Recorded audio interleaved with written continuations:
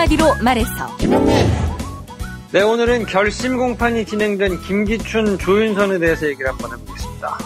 서초동 감식반장 김프로. 오늘은 한국의 내수 비중이 41개국 중에 27위로 뒤쳐서 있다는 소식을 전해드리겠습니다. 이완배 기자의 경제의 속살. 오늘은 아이리스장의 역사는 누구 편에 서는가 소개해드리겠습니다. 정선태 교수의 오늘을 읽는 책. 예, 오늘은 MB의 발언에 대해 말씀드리겠습니다.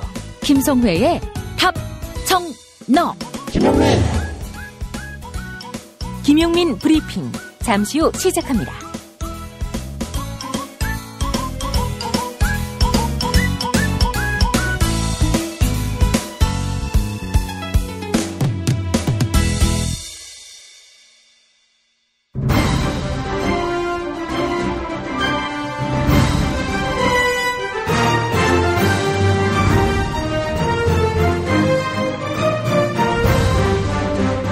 김용민 브리핑.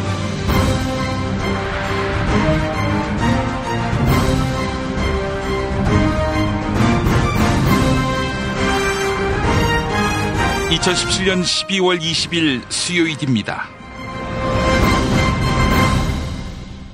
노컷뉴스 보도에 따르면 문재인 대통령과 더불어민주당이 올해까지 처리하기로 했던 민생개혁 입법의 국회 통과율이 9%에 불과한 것으로 드러났습니다. 이유가 뭐겠습니까?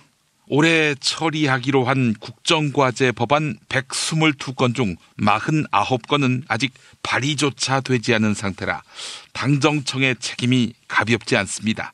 하지만 그 이유의 핵심 중 핵심은 국회 선진화법과 여소야대 국면, 즉 야당의 발목 잡기였습니다. 문재인 정부의 개혁 과제들이 번번이 법사위와 본회의 문턱을 넘지 못한 탓이 큽니다.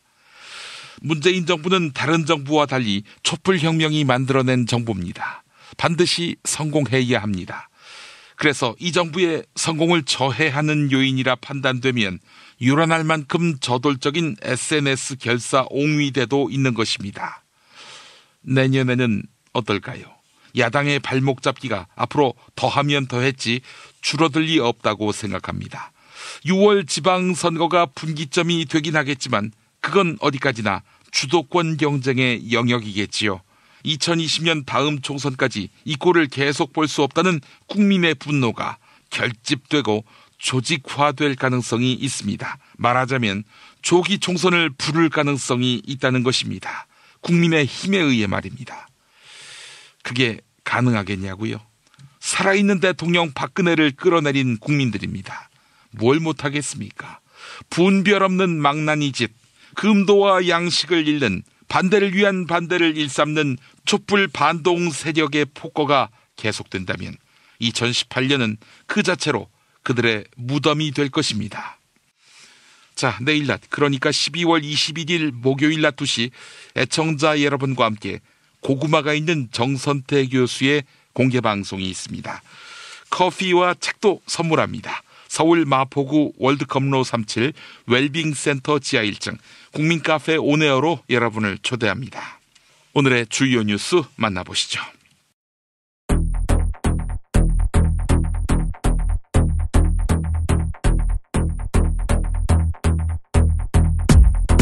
이대 목동병원 내에서 숨진 신생아 4명 가운데 3명에서 항생제 내성이 의심되는 시트로박터 푸른디 세균이 발견됐습니다. 질병관리본부는 정확한 판정을 위해 유전자 분석을 하고 있는데요. 질병관리본부 박기수 위기소통 담당관이 KBS와 가진 인터뷰 들어보시죠. 사망 전 시행한 혈액검사에서 세균 감염이 의심되는 결과가 나와 정확히 어떤 세균인지 현재 확인 중입니다. 시트로박터 푸른디 세균은 면역 저하자에게 호흡기와 혈액 감염을 유발하는 것으로 알려져 있는데요. 특히 항생제 내성이 잘 생겨 병원의 항생제 남용이 신생아 사망에 영향을 미쳤을 수 있다. 이런 가능성이 제기되고 있습니다.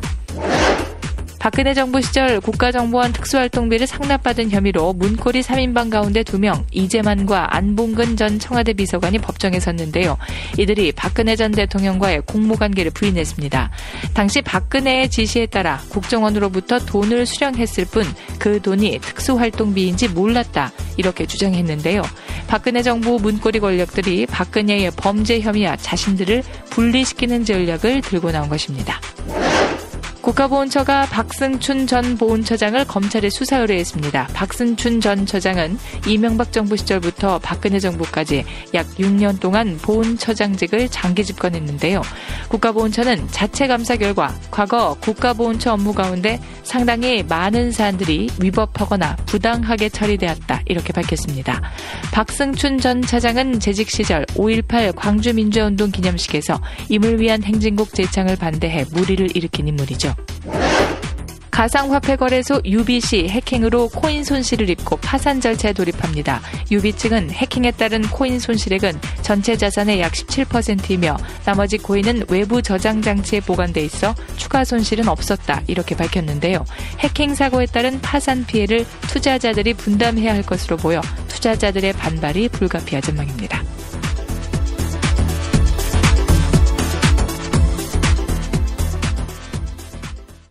고맙습니다. 응원합니다. 이 두 문장은 그간 방송을 통해 소개해드렸던 아름다운 재단의 어쩌다 슈퍼맨 캠페인에 참여하신 분들이 가장 많이 보내주신 희망의 메시지라고 아름다운 재단이 전해왔습니다. 슈퍼맨이 되어야 했던 이들에게 보내주신 응원의 메시지가 쌓이는 만큼 공익 제보자들을 돌아보는 우리의 따뜻한 시선도 점차 늘어가고 있습니다. 경제적 지원을 넘어 정서적 연대로 함께합니다. 아름다운 재단의 어쩌다 슈퍼맨 캠페인에 함께 참여해주세요. 어디선가 나타나서 생명을 구하고 정의를 지키는 영웅 슈퍼맨. 우리 주변에도 많은 슈퍼맨이 있습니다. 바로 공익 제보자입니다.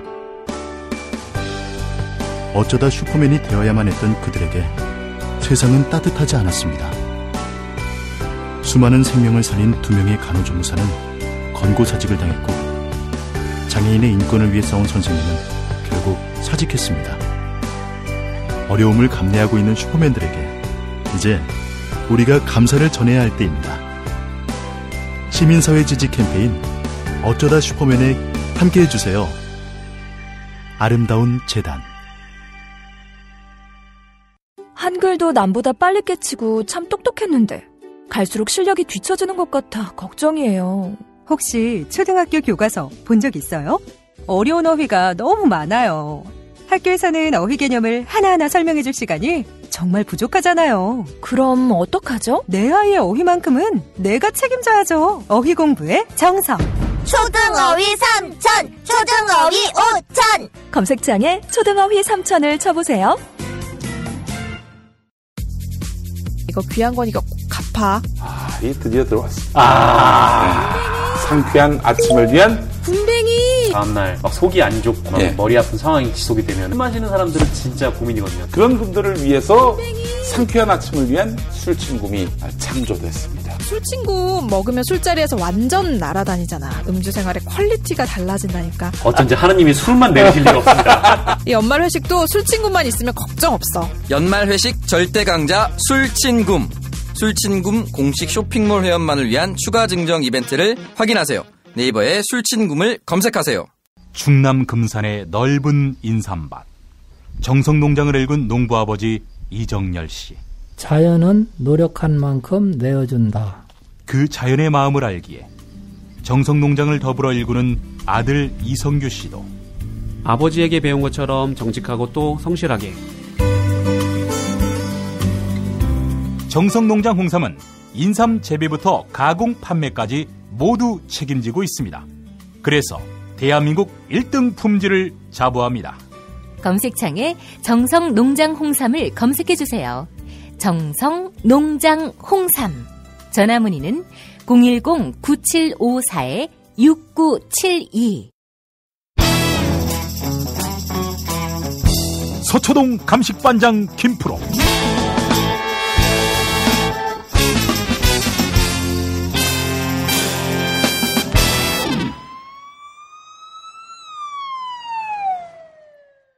김프로 나와 계시죠? 네, 안녕하세요. 김프로입니다. 네. 우리 애청자분들이 이 시사평론계의 펠레인데 우리 김프로가 22일 홍준표 재판 대법원 판결 어떻게 나올지 예측 좀 해달라는 그런 요청이 있었습니다. 제가 예측을 하면 제 예측과 반대로 결과들이 나오기 때문에. 아니야. 이번엔 맞출 차례가 됐어. 아, 그런가요? 좀 부담스러운데 22일 날 이제 대법원 선고가 나오는데 글쎄요. 이게 이제 대법원 선고는 법률심이기 때문에 사실관계가 어떻게 변화됐느냐, 뭐 아주 천지가개벽할 아니면 완전히 새로운 팩트가 나오지 않는 이상은 적용된 법률이 별 문제가 없냐, 뭐 이런 것만 다루는 법률심이거든요. 그렇죠. 근데 지금까지 진행된 걸로 봐서는 완전히 새로운 것이 나왔느냐, 그거는 잘 모르겠어요. 좀 살펴보긴 해야 될 텐데 어차피 22일이면 시간이 좀 있으니까 오늘 이제 인상비평 쪽으로 얘기를 하자 그러면 그냥 2심 결과 그대로 확정이 될 가능성이 높지 않겠냐. 그러니까 이제 홍준표 무죄 이렇게.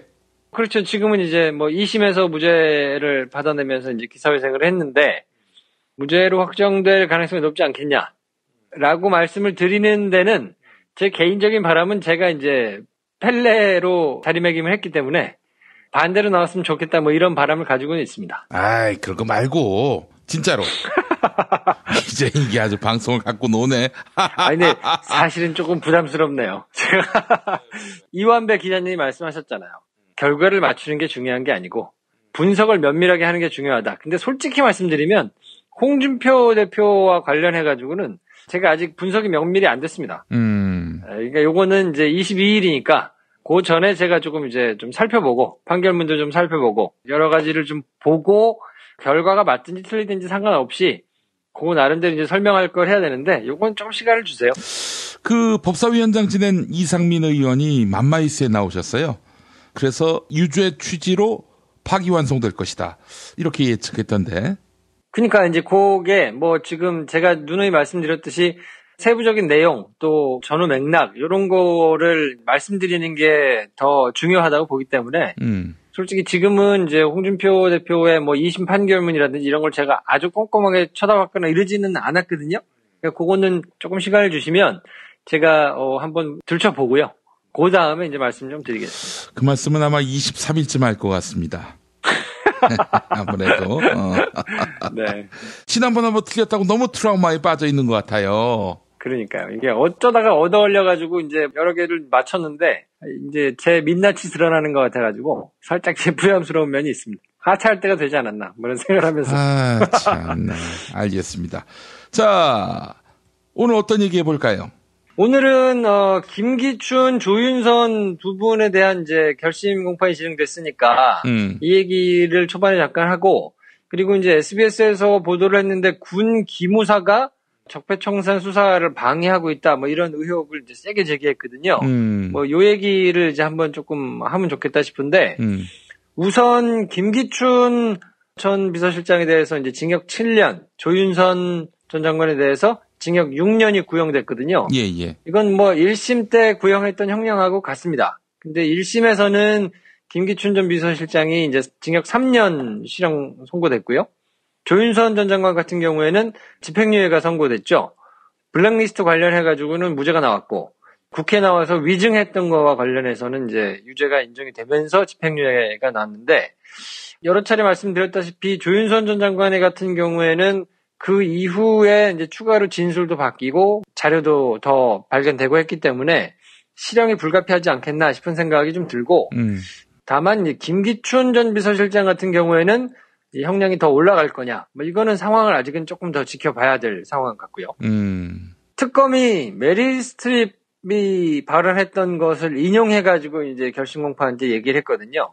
헐리우드에는 아웃사이더와 외국인이 넘쳐나는데 이 사람들을 다 쫓아내면 미식축구하고 이종격투기밖에 볼 게 없다. 권력자가 지위를 이용해가지고 다른 사람을 괴롭히면 우리 모두가 다 패배한다.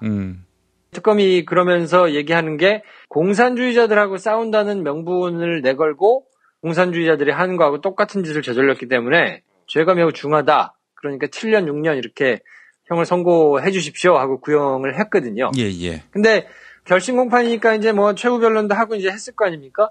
김기춘, 조윤선 두 분이 이제 법정에서 마지막 발언을 했는데, 요게 이제 심심치 않게 소개가 되면서 이제 기사들이 나오고 있어요. 근데 두 사람이 했던 발언으로 두 분의 속마음을 한번 좀 해석을 해보면 어떨까 싶은 생각이 좀 들어요. 예. 일단 김기춘 전 비서실장 같은 경우에 뭐라고 얘기를 했냐면, 자유민주주의 수호를 위해서 직무를 수행하다가 이 벌어진 일인데 경위를 불문하고 어쨌든 책임을 통감한다. 고통받은 분들한테 사죄를 드리고 저한테 책임을 물어주시고 다른 사람들한테는 관용을 좀 베풀어주시라. 그리고 제가 이제 고령이고 환자인데 남은 소망이 있다면 늙은 아내하고 식물인간이 된 아들의 손을 잡아주도록 좀 관대한 판결을 해주시라. 라고 이제 얘기를 했거든요. 얘기가 쭉 긴데 이 얘기의 핵심 뜻은 뭐냐면 여전히 나는 잘못하지 않았다는 거예요.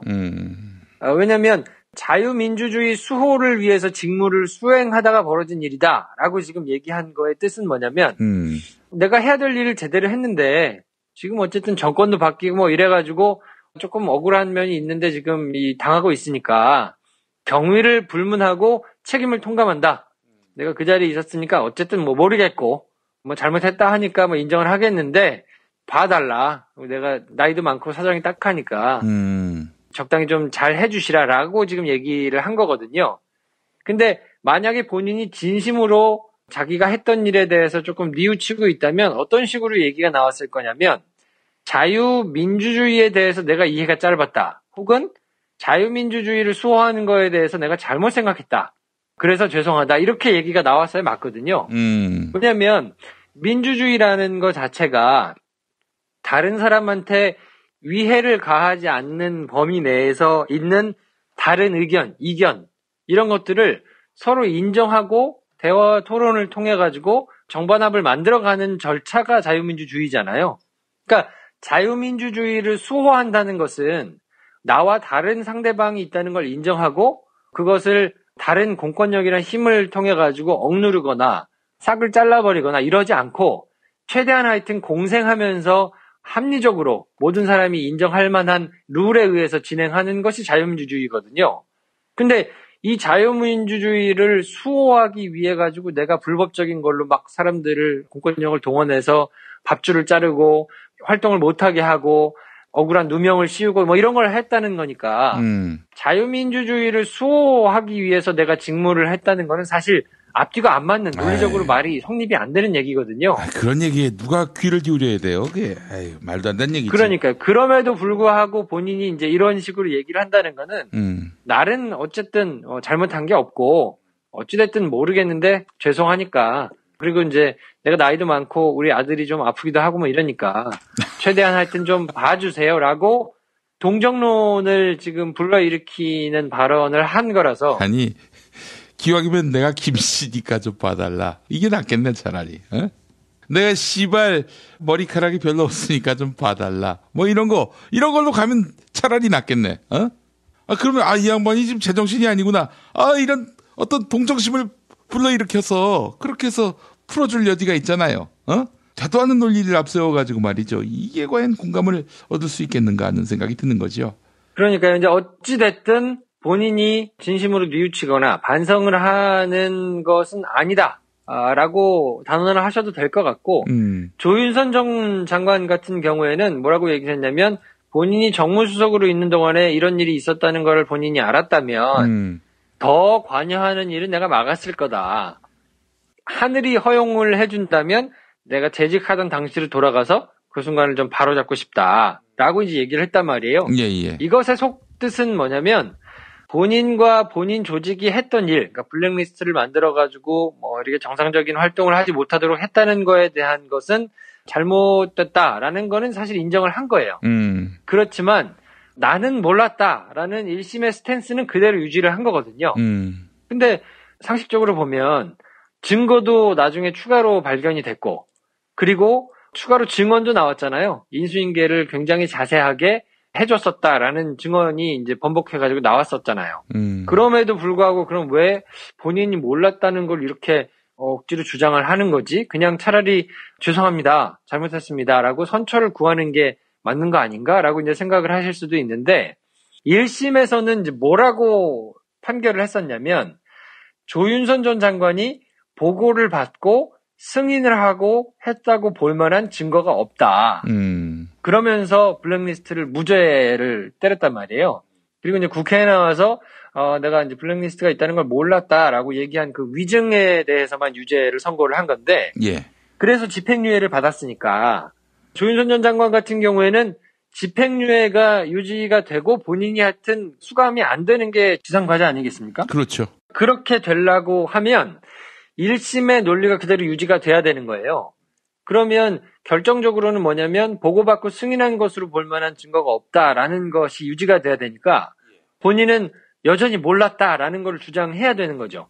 그러니까 죄송하다는 말을 아예 그냥 세게 해가지고 내가 어쨌든 알았었는데 잘못해서 죄송합니다 이런 말을 하게 되면 그냥 그 즉시 바로 실형이 나올 수 있는 상황이라서 어찌됐든 집행유예는 지금 최대한 유지를 해보고자 본인이 이제 몰랐었다는 거를 강조하면서 이런 얘기를 한 건데, 예. 그러니까 뭐 하늘이 허용해 준다면 돌아가서 이제 뭐 바로잡고 싶다 뭐 이런 얘기를 한 건데, 이거는 제가 보기에는 굉장히 궁색해요. 왜냐하면 이미 나온 물증이나 뒤바뀐 증언이나 이런 거를 통해서 본인은 이렇게 얘기를 하더라도 본인이 몰랐다고 보기는 상식적으로 좀 어렵기 때문에 조윤선 전 장관 같은 경우에는 그냥 1심 재판 결과가 바뀌고 실형이 선고될 가능성이 매우 높다. 이렇게 보시면 무리가 없을 것 같습니다. 알겠습니다. 김기춘, 조윤선은 뭐 대략 이렇게 정리가 되고요. 네, 항소심 선고가 1월 23일 날 있으니까 이제 뭐 한 달 정도 있는 건데요. 그때 가서 이제 어떤 결과가 나오는지는 이제 다시 한번 보면 될 것 같고요. 뭐 어쨌든 두 사람이 반성의 여지나 진심으로 뉘우치는 이런 거는 뭐 기대하기 어렵겠다라고 보시는 게 맞을 것 같습니다. 예, 알겠습니다. 뭐 또 하나 준비하신 게 있다며? 지금 뭐 SBS가 무려 세 꼭지나 할애를 해가지고 톱으로 보도를 한 게 기무사가 국방부 TF를 감청했다. 그래서 이 압수수색이 올 거라는 거를 알고 국방부 TF의 적폐청산 수사를 방해했다. 뭐 이런 이제 의혹을 세게 제기했거든요. 수사를 지금 받고 있는데 국군 기무사가 국방부 TF를 감청해가지고 압수수색에 나올 뭐 이런 것들을 다 알고 그거에 대해서 이제 대비를 했다는 게 컴퓨터를 압수수색해가지고 가져가서 그 안에 있는 것들을 자료를 조사하는 과정에서 이제 나왔다는 거거든요. 예. 2013년에도 국방부 사이버사령부 댓글 공작 수사가 있었는데 그때도 압수수색 정보가 사전에 누설이 된 적이 한 번 있었거든요. 도대체 이걸 누가 수사가 이렇게 진행 중이라는 걸 알려주는 거냐라고 이제 그때 뭐 설왕설래가 있었는데 사람이 알려준 게 아니라 결국 감청을 해가지고 알아냈다는 거니까 이거는 사실은 이제 파장이 굉장히 좀 예상이 되는 뭐 그런 이슈거든요. 예. 근데 여기서 한 가지 궁금한 거는 이제 많은 분들이 야 그러면 도청하고 감청하고는 뭐가 다른 거냐 라고 이제 궁금하실 수 있잖아요. 뭐 제가 알고 있기로는 감청은 뭔가 허가를 받고 남의 거에 뜯는 거, 도청은 말 그대로 전혀 허락도 없이 지멋대로 남의 통화에 뜯는 거, 이거 아닐까요? 그러니까 이제 많은 분들이 이제 그렇게 보통 생각을 하시거든요. 도청이라는 말 자체는 이제 법률 용어가 아니기 때문에 합법적이거나 불법적이거나 이런 거는 그냥 불문하고 다른 사람의 대화 내용을 엿듣는 것 자체는 감청이고요. 그 감청이 영장에 의해서 이루어지면 합법적인 감청인 거고 그게 그냥 영장 없이 자기네들 마음대로 진행된 거는 불법적인 감청이라 감청 자체가 이제 법률적인 용어다 이렇게 생각하시면 될 것 같은데요. 지금 군 기무사가 국방부 TF에 대해서 대화 내용을 엿들은 거는 이거에 대해서 뭐 영장을 발부해 줄 리가 있겠습니까? 그러니까 이거는 불법적인 감청인 거고 옛날에도 국방부 사이버 사령부 댓글 공작 수사를 할 때 압수수색 사실을 미리 알아가지고 막 조치하고 했던 것 역시 이제 이런 도청의 방법을 사용해가지고 수사를 방해했던 거거든요. 국정원 댓글 수사 그리고 국방부 댓글 수사 그러니까 이 여론을 조작하고 뭔가 이 돈을 막 들여가지고 사람들을 풀어서 막 댓글을 달면서 이렇게 여론 조작했던 것이 대통령 직속 기구로 크게 보면 두 덩어리로 진행이 됐거든요. 대통령이 바로 이제 직할 부대로 데리고 있는 게 이제 군과 국정원이니까 국방부 쪽에서 이제 쭉 작업이 있었던 것이 있고 국정원 쪽에서 이제 작업이 있었던 것이 있는데 국정원은 이제 많은 분들이 아시다시피 윤석열 서울중앙지검장을 비롯해가지고 그 밑에 팀에서 지금 수사를 쭉쭉 진행했잖아요. 그래서 30명 가까이 지금 기소가 돼 있는 상황이고 그 중에 뭐 한 20명 가까이 구속이 돼가지고 진행이 되고 있으니까 국정원 관련된 수사는 지금 속도를 내고 지금 굉장히 잘 진행이 됐는데 국방부에서 진행된 이 여론조작 사건에 대해서는 별로 수사가 진전이 없는 상태예요. 그래서 얼마 전에 김태호 전 비서관에 대해서도 구속영장이 기각됐잖아요. 그러면서 이제 더욱더 속도가 느려졌는데 국방부 자체 TF에서 뭐 이렇게 불법적으로 막 댓글을 달고 하는 이제 부대를 스파르타 부대라고 이제 불렀었는데 예. 거기를 수사를 국방부에서 하고 있기 때문에 검찰이 국방부를 사실 수사할 수가 없거든요. 왜냐하면 군대 내 조직들은 군법에 적용을 받기 때문에 군검찰이 따로 있어요. 그리고 거기서 판결도 군대 내에서 받게 돼 있고요.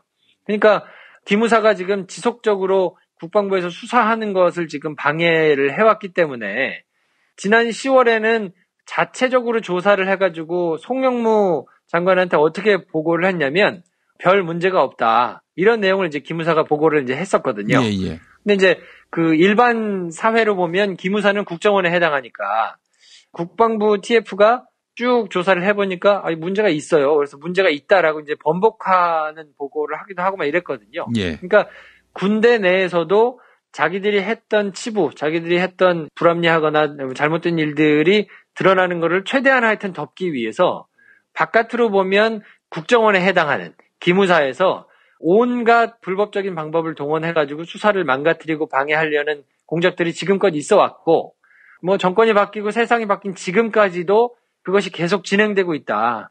이렇게 이제 생각을 하시면 될 것 같은데, 그래서 지금 같은 상황 때문에 전시가 아니고 평시에는 군대 내에서 잘못한 것도 일반 법정, 또 일반 검찰에서 수사를 해야 되는 거 아니냐, 그렇게 제도와 시스템을 바꿔야 되는 거 아니냐 하는 문제제기는 오래전부터 계속 있었습니다. 근데 지금 이제 법 체계상 그렇게 되지는 않고 군대 내에서 이루어진 것들은 군검찰과 군법원에서 수사와 재판이 진행되도록 돼 있기 때문에 지금 당장 그게 바뀔 수는 없습니다만 민간 합동으로 수사가 좀 전환돼야 되는 거 아니냐 이런 이제 의견이 나오기 시작했고요.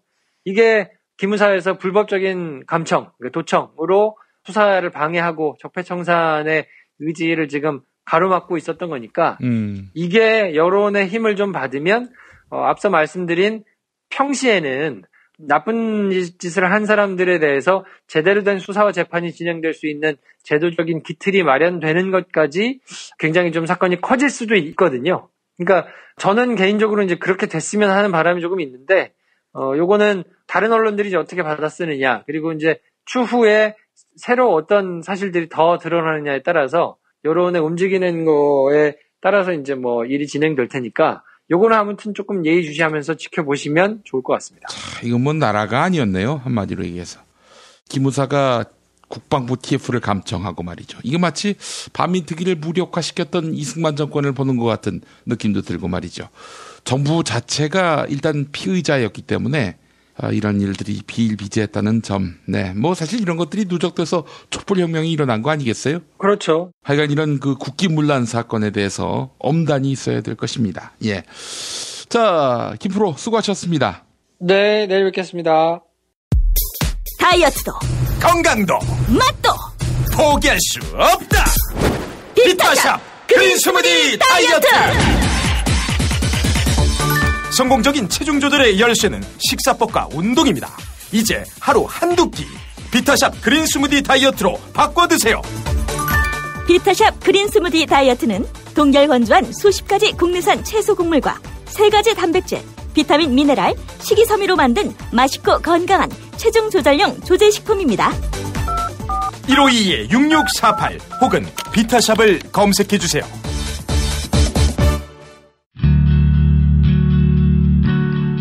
우리는 좌절의 시간을 이겨냈습니다. 우리는 부끄럽지 않은 시간을 만들어냈습니다. 우리는 추운 겨울 차 한 잔을 마실 수 있는 여유를 만들어냈습니다. 새싹당 콩차, 우리 같이 한잔 하시죠. 고마운 분들에게 참 좋은 선물 새싹당 콩차. 전창걸몰닷컴에서 티백2+1 행사 진행 중입니다. 전화 구매는 070-8635-1288, 070-8635-1288입니다. 전창걸의 새싹 땅콩차. 엄마, 이따가 독서실 갔다 올게. 현미 쌀국수 해줘. 여보, 우리 남도 여행 갔을 때 먹었던 나주곰탕 생각난다. 알았어. 내가 남도 먹거리 쇼핑몰에서 한 방에 해결하지. 남도 먹거리 쇼핑몰의 국민건강 프로젝트. 전통 방식 그대로 100% 한우 나주곰탕과 현미 쌀국수로 가족의 건강을 책임집니다. 남도 먹거리의 특판 4종 세트를 만나보세요. 다음 포털에서 남도 먹거리를 검색하시거나 주문 전화 1544-1669, 1544-1669로 전화주세요.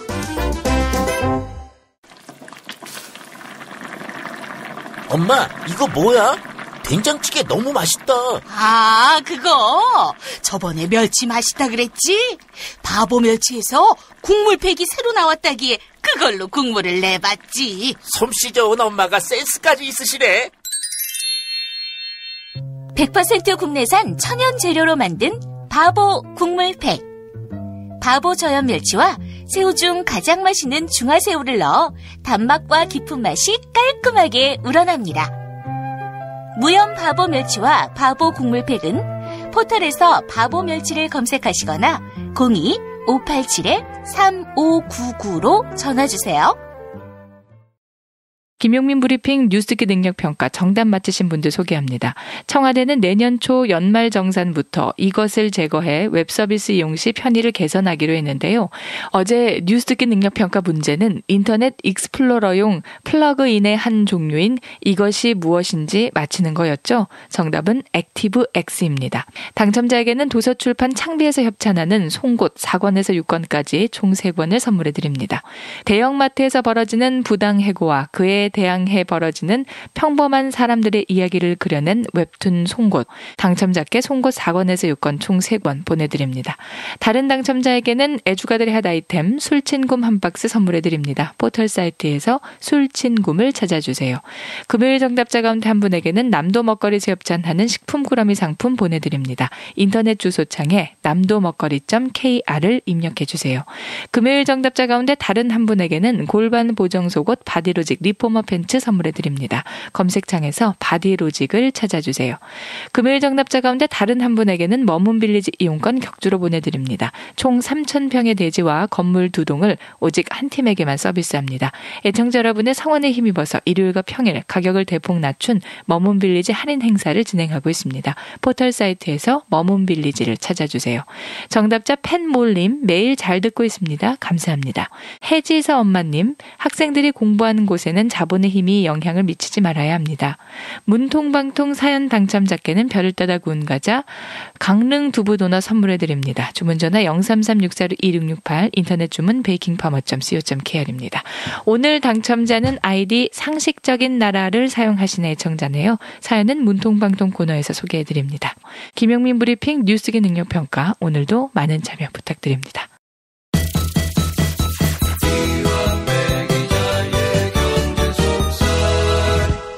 민중의 소리 이완배 기자 만나겠습니다. 이완배 기자님. 네, 안녕하십니까. 예, 오늘 어떤 이야기 해볼까요? 예, 오늘은 모처럼 숫자가 들어가 있는 정통 경제 뉴스를 하나 전해드릴까 합니다. 아이고, 기대됩니다. 예, 네. 18일에 전해졌던 뉴스였고요. 내용은 한국의 국내 총생산 대비 내수의 비중이 경제협력개발기구하고 신흥국들을 합친 순위에서 중하위권에 머물고 있다는 소식입니다. 예, 이 뉴스 출처는 국회 예산정책처고요. 예산정책처가 내수 활성화 결정 요인 분석이라는 보고서를 냈습니다.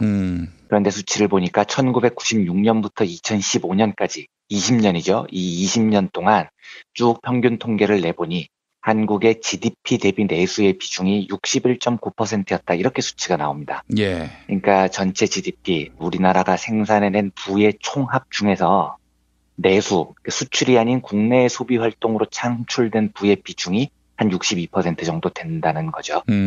감이 잘 안 오실 텐데 상당히 낮은 수치입니다. 이 수치는 비교를 해보면은요. 비교 대상이 OECD 회원국 35개 국가하고 브라질, 러시아, 인도, 인도네시아, 중국, 남아프리카 공화국 이렇게 좀 산다는 나라 6개국을 포함을 해서 비교를 한 겁니다. 그런데 이 41개국 중에 27위 하위권으로 나타났습니다. 예. 다른 나라들과 비교를 해보겠습니다. GDP 대비 내수 비중 20년 평균이 제일 높은 나라는 충분히 예상이 가능하지만 단연 미국입니다. 미국은 무려 GDP에서 내수 비중이 88%나 됩니다. 우리나라보다 26%가량 높죠. 2위가 브라질인데 브라질도 이게 87.4%로 굉장히 높습니다. 우리가 이제 일본에 대해서 좀 착각을 하는 게 일본이 수출에 목숨을 건 나라처럼 생각을 하기 쉬운데요. 예. 일본도 내수 비중이 굉장히 높습니다. 3위고요. 84.8%입니다. 우리가 20년 평균으로 볼 때 내수 순위가 41개국 가운데 27위인 것도 매우 낮은 수치인데 이게 지금 20년 평균을 해서 그렇고요. 최근 평균을 하면 더 심각합니다. 1996년부터 2005년까지 전반부 10년의 평균 내수 비중이 70% 정도 됐는데 이때만 해도 그렇게 안 낮았던 거죠. 근데 2006년에서 2015년까지 요 10년으로 보면 이게 56%까지 떨어집니다. 폭락한 수준이에요. 그러니까 이 후반부 10년 동안에는 내수가 박살이 났고 나라가 수출에 더 목숨을 거는 국가가 됐다는 겁니다. 이게 왜 큰 문제가 되냐면 한국의 경제 구조가 원래부터 설계될 때부터 수출에 목을 매는 구조였는데요. 이명박근혜 10년을 거치면서 이 구조가 굉장히 심화됐습니다. 그런데 이렇게 수출이 경제에서 차지하는 비중이 계속해서 높아지면 두 가지 문제가 생겨요. 첫째, 해외 경기가 변동될 때마다 우리 경제가 너무 심하게 흔들립니다. 그러니까 미국이나 중국이 콜록하면 이제 우리나라 경제는 박살이 나는 구조가 10년 동안 엄청나게 강화가 된 거죠. 예. 두 번째, 이게 진짜 큰 문제인데요. 우리가 수출에 목을 매려면 제품을 해외에 팔아야 되는 겁니다. 그런데 우리나라 기업들이 해외에 제품을 팔기 위해서 제일 중요하게 생각을 하는 게 가격 경쟁력입니다. 싸야지 많이 팔린다는 개념이 있는 거죠. 실제로 우리나라 기업들을 보면 최근 몇 년 동안 뭔가 엄청난 그 세계적인 기술 혁신으로 시장을 선도하는 기업이 거의 없어요. 대부분 남들이 만들어 놓은 시장에 뛰어들어서 잘 베낀 다음에 싸게 파는 전략을 수십 년 동안 고수를 해왔죠. 그 스마트폰도 그렇습니까? 그렇습니다. 사실은요. 스마트폰은 애플이 원조였고 우리나라의 휴대폰 시장을 봐도 굉장히 흥미로운 게 삼성이 90년대 중반에는 광고를 어떻게 했냐면요. 한국 지형에 강하다 애니콜 이런 광고를 했었어요. 이게 무슨 말이냐면 수출에선 어차피 안 됐던 거죠. 그래서 내수 시장을 지키기 위해서 한국 지형에 특화된 휴대폰이다. 이런 광고를 했습니다. 그런데 스마트폰을 이제 애플이 처음에 만들고 그걸 삼성이 잘 따라하면서 이게 세계적인 상품으로 경쟁력을 갖추면서 한국 지형에 강하다라는 광고를 떼버리죠. 이제는 글로벌 기업이 됐다 뭐 이런 겁니다. 그런데 지금 이 스마트폰도 사실은 중국 기업들에게 거의 따라잡힌 상태죠. 그러니까 혁신적인 기술 혁신으로 시장을 선도하는 기업은 거의 제가 보기에는 없었던 것 같습니다. 자동차도 마찬가지고 중공업도 마찬가지고 남들이 해놓은 시장을 따라잡았는데 이제는 점점 중국으로부터 추격을 받는 이런 구조가 돼 있습니다. 그러다 보니까 싸게 파는 게 중요해집니다. 그런데 싸게 팔기 위해서 제일 필요한 건 인건비를 절감하는 겁니다. 그러니까 수십 년 동안 우리나라 경제는 노동자들의 임금을 끊임없이 압착을 해놓는 구조를 갖고 있습니다. 노동자 너희들이 덜 받아야 우리가 수출해서 물건을 더 팔 수 있어. 가격 경쟁력이 생겨. 이거죠. 근데 이게 이제 메비우스의 띠처럼 연결이 돼서 엄청난 악순환의 고리를 만듭니다. 국가 경제가 살려면 수출을 늘려야 돼. 수출을 늘려면 가격 경쟁력이 있어야 돼. 가격 경쟁력이 있으려면 노동자들의 임금을 깎아야 돼. 그런데요. 임금을 깎으면 노동자들이 가난해지니까 내수 시장이 더 위축이 됩니다. 그러면 자본가들이 그러는 거예요. 거봐.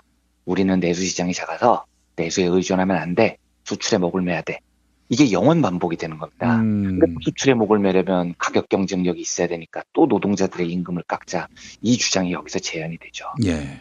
이게 심지어 확대 재생산이 되는 아주 고약한 고리입니다. 그러니까 이명박근혜 9년 동안 이전 10년에는 70%에 달했던 내수 비중이 50% 중반까지 폭락을 한 이유가 이런 겁니다. 계속해서 노동자들 임금을 깎고 내수 시장을 위축시키고 그러니까 더 수출에 목을 매야 되고 그걸 위해서 노동자들 임금을 더 깎고 이 악순환의 고리를 끊지 않으면요 벗어나기가 굉장히 어렵습니다. 예. 그러니까 문재인 정부가 소득주도 성장을 하겠다는 핵심적인 이유도 바로 여기에 있는 거죠. 이 악순환의 고리를 선순환으로 만들어내는 겁니다. 우선 노동자들의 소득을 올리고 그러면 내수 시장이 커져요. 내수 시장이 커지면 기업들도 내수에 더 신경을 쓰겠죠. 그러면 가격 경쟁력이니 임금 하락의 압력 이런 거에서 벗어납니다. 그러면 노동자들 임금이 더 높아지죠. 내수 시장이 더 커지죠. 이 선순환의 고리를 만들어내자는 겁니다. 그래서 문재인 정부의 어깨가 정말 무거운 거죠. 60년 넘게 지속되어온 수출 주도 경제의 뿌리를 바꾸는 일을 맡아야 되니까요. 과거의 사례를 한번 찾아보자면 한국 경제에서 딱 이 내수 중심의 경제에 대한 가능성을 봤을 때가 있습니다. 이게 언제냐면 1987년부터 외환위기 직전인 1996년까지 10년입니다. 이때를 이제 한국 자본주의의 황금기, 골디락스라고 부르기도 합니다. 이때 진짜 놀라운 건요. 경제 성장률이 1986년부터 88년까지 3년 동안은 10%를 다 넘겼어요. 그리고 10년 동안 평균 경제 성장률을 내보면 8.3%입니다. 거의 10%에 육박을 했었던 겁니다. 그런데 경제 전문가들이라는 사람은 이 이유를 3저 현상 때문이라고 해요. 뭐 저달러, 저금리, 저유가 이렇게 이야기를 하는데 근데 저는요, 이게 썩 동의가 안 됩니다. 3저 현상 때문에 그 10년 동안 그렇게 경제가 좋았다면 지금은 아니냐는 거죠. 지금도 3저거든요. 금리 바닥이죠. 유가도 박살이 났죠. 원화가 강세여서 달러도 지금 약세입니다. 이건 조금 해석이 복잡하긴 합니다. 그런데 달러 부분을 빼더라도 최소한 3저 중에 2저는 일치합니다. 저유가, 저금리. 심지어 그때보다 금리는 지금이 더 낮아요. 그런데 당시에는 이 3저 때문에 경제가 좋아졌다고 말하고 지금은 3저 때문에 경제가 나빠진다고 지랄을 합니다. 그래서 제가 그런 이야기를 할 때마다 아니 합의를 좀 하고 이야기를 하시라. 한때는 3저 호황이라고 하더니 지금은 3저 때문에 망한다고 하면 이게 설득력이 제로인 거죠. 물론 그 당시에 3저가 한국 경제에 긍정적인 영향을 미치기는 했을 겁니다. 그런데 당시의 경제 호황, 한국 자본주의 황금기를 단지 3저 덕분 때문이라고만 하면 지금 비슷한 3저 시대를 해석할 방법이 없습니다. 그러면 어떻게 당시 한국 경제의 황금기를 해석해야 되느냐? 저는 가장 중요한 이유가 노동조합의 활성화 그리고 노동자의 임금 상승 때문이었다고 봐요. 예. 1987년 6.29 선언 이후에 노동자 대투쟁이 벌어졌죠. 이래서 그 해에 무려 3,000건이 넘는 노사분규가 있었습니다. 그런데요. 그렇게 혼란스러웠던 1987년도 노동자 대투쟁을 거쳤던 그 해에 제조업 노동자들의 평균 임금 상승률이 무려 19%였어요. 그러니까 연초에 정부가 가이드라인을 제시를 했는데 9%가 가이드라인이었습니다. 그런데 이걸 2배를 넘겨버렸습니다. 88년도 노동자 임금 상승률도 19.5%가 됐습니다. 엄청났었던 거죠. 그러니까 이 당시에 노동자의 소득이 얼마나 늘었는지 충분히 짐작이 가능합니다. 그리고 이때 노동자 대투쟁 이후에 1989년 우리나라 노동조합 가입률이 처음으로 20%를 넘습니다. 지금은 10%밖에 안 되죠. 그러니까 조합원 숫자가 200만 명을 넘습니다. 이렇게 노조가입률을 보이면 노동자들의 소득이 상당히 탄탄해집니다. 그리고 높은 임금 때문에 부가 평등하게 재분배가 되죠. 이건 경제적 지표로 나옵니다.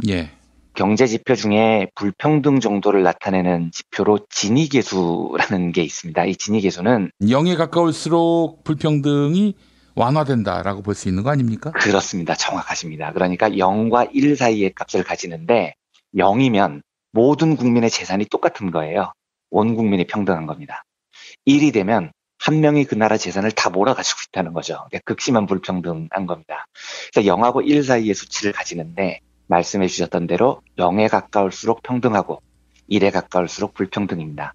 우리나라 지금 지니계수가 한 0.4 언저리에 있습니다. 그리고 이제 박근혜 때 처음으로 0.4를 상향 돌파해요. 그러니까 불평등이 엄청나게 강화됐다는 거죠. 그리고 보통 이게 0.4를 넘으면 아주 불평등한 나라 취급을 받습니다. 근데 우리는 박근혜 때 이 불명예스러운 수치를 달성을 했어요.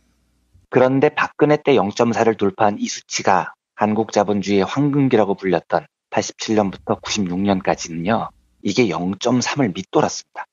1992년에는 역사상 최저치 0.256까지 떨어졌죠. 그만큼 이 시기에는 노동조합 가입을 통해서 우리 국민들에게 소득이 균등하게 분배됐을 때라는 겁니다. 그리고 이때 중요한 건 요 시기가 거의 유일하게 우리나라 경제 역사상 수출이 아니라 내수 중심의 경제 가능성을 봤었을 때라고 평가를 받아요. 그러니까 이때 이제 가장 폭발적으로 성장을 한 산업이 자동차 산업이었는데 이때 보면 현대자동차의 매출 비중을 보면 역사상 처음으로 수출보다 내수 비중이 더 높아집니다. 이때요. 왜 그랬냐면 이 노동자들 임금이 너무 높아져서 현대자동차 노동자들이 다 현대자동차를 한 대씩 샀을 때였으니까요. 그러니까 이렇게 국민 소득을 탄탄하게 만들어주면 내수 중심의 경제가 성립이 됩니다. 이러면 해외의 상황으로부터 독립적으로 버틸 수 있는 힘이 생기죠. 그런데 이제 이걸 이명박근혜 10년 동안 아까 수치에서도 봤듯이 아작을 내놓은 겁니다. 더 큰 문제가 하나 있습니다. 우리가 그 수출의 목을 거는 경제를 보면서 단순히 감정 차원에서요. 아, 우리 소득을 빨아가고 노동자들을 가난하게 만들고 이런 문제에 그치지가 않습니다. 경제학에서 다루는 이론 중에 루이스의 전환점이라는 개념이 있습니다. 이 개념은 아서 루이스라는 경제학자가 만들어낸 개념인데요. 여담이지만 루이스는 특이하게도 흑인입니다. 제가 이걸 왜 말씀드리냐면 루이스가 노벨 경제학상을 1979년에 받는데 이분이 지금까지 노벨 경제학상을 받은 유일한 흑인 경제학자예요. 이상하게도 노벨 경제학상은 흑인에게 굉장히 인색한 경향이 있습니다.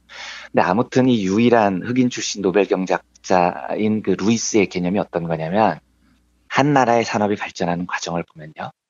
분명히 저임금 노동이 긍정적인 영향을 미치는 시기가 있다는 겁니다. 아, 그런 시기도 있습니까? 네. 그래서 실제로 경제 발전하는 나라들을 보면 루이스의 관점입니다. 그 출발점이 농촌의 인력이 도시로 이전을 하면서 발전의 계기를 삼는다고 해요. 아, 우리의 그 60, 70년대를 말하는 것 같습니다. 그렇죠. 네, 정확합니다. 그러니까 보통 이제 자본이 급속도로 축적을 하는 경우를 보면 자본이 하는 짓은 농촌을 박살내는 것으로부터 시작을 합니다.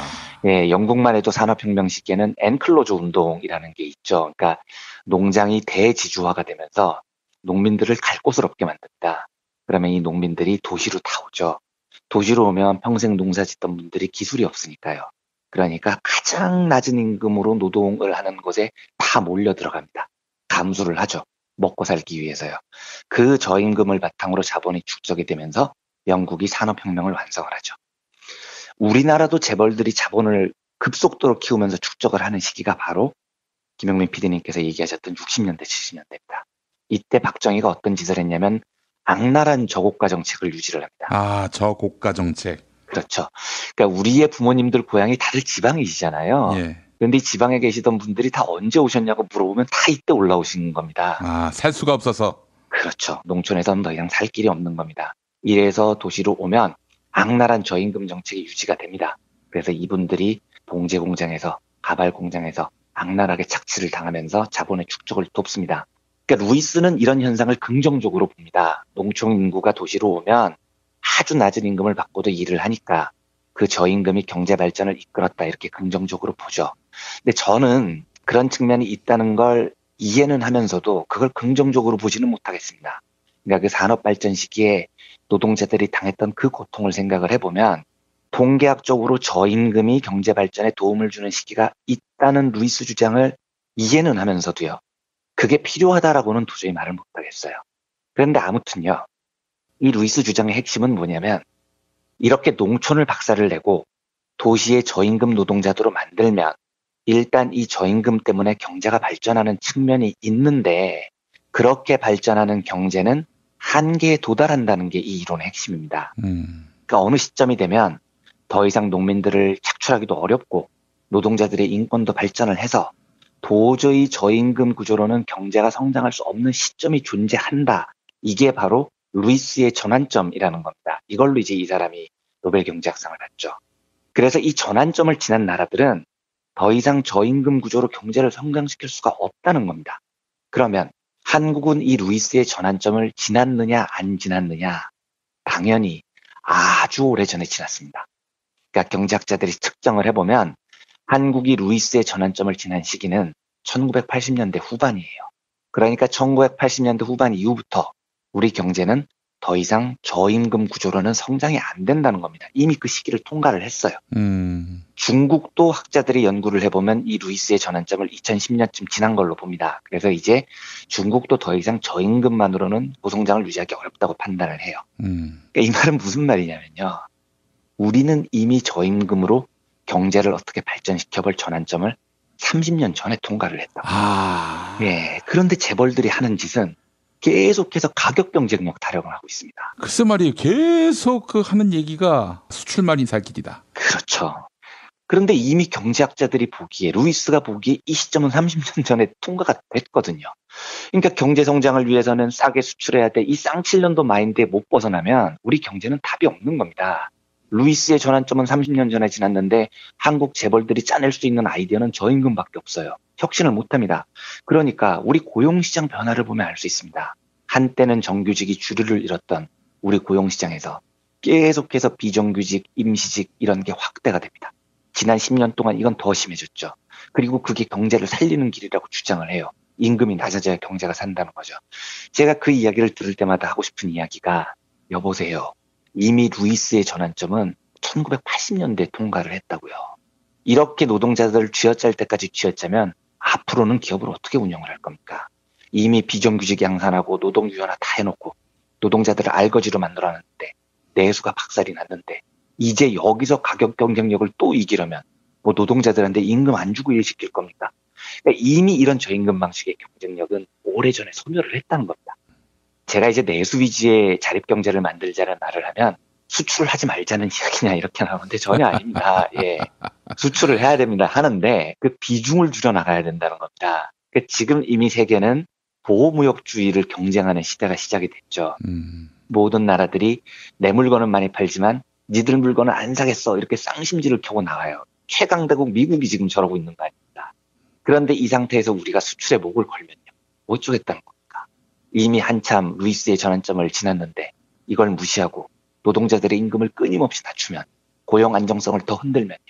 세계가 보호무역에서 한국 제품 안 사겠다고 하면 어떻게 버틸 겁니까? 반값 할인할 겁니까? 그러면 노동자들에게 임금을 안 줄 거예요. 지금 이 시대의 저임금 구조의 경제를 의존하면 망하는 겁니다. 그냥요. 그러니까 수출을 할 때 조금씩 내수 위주의 선순환 경제를 만들 준비를 해야 됩니다. 그게 바로 문재인 정부의 소득주도 성장이 지향하는 바입니다. 그러니까 이거는 할 수 있어? 가능해? 이 문제가 아니고요. 반드시 해야 되는 겁니다. 이걸 해내지 못하면, 그리고 계속 저임금 위주의 수출 주도에 목숨을 걸면 선진국들의 보호무역 전쟁이 본격화하는 순간 경제가 기댈 곳이 없어지는 거죠. 직전 10년에 비해서 지난 10년 동안 GDP 대비 내수 비중이 20% 가까이 폭락했다는 이 뉴스요. 그래서 OECD를 비롯해서 41개국 중에 내수 비중이 고작 27이라는 소식이요. 이 27이마저도 20년 평균 통계가 그렇다는 거고, 최근 10년을 잡으면 거의 꼴찌 수준입니다. 이 심각한 수준을 바로잡지 못하면 경제가 정말 위험해집니다. 제가 뭐 경제 분야만큼은, 다른 분야도 마찬가지지만요. 경제 분야만큼은 부디 문재인 정부의 소득주도 성장이 정말 성공해야 된다고 비는 이유가 여기 있습니다. 수출만 쳐다보는 이 위험한 구조를 내수 중심의 자립 경제의 기반을 닦는 구조로 바꿔야 하는 중차대한 임무가 지금 정부에게 놓여 있습니다. 굉장히 어려운 일인데요.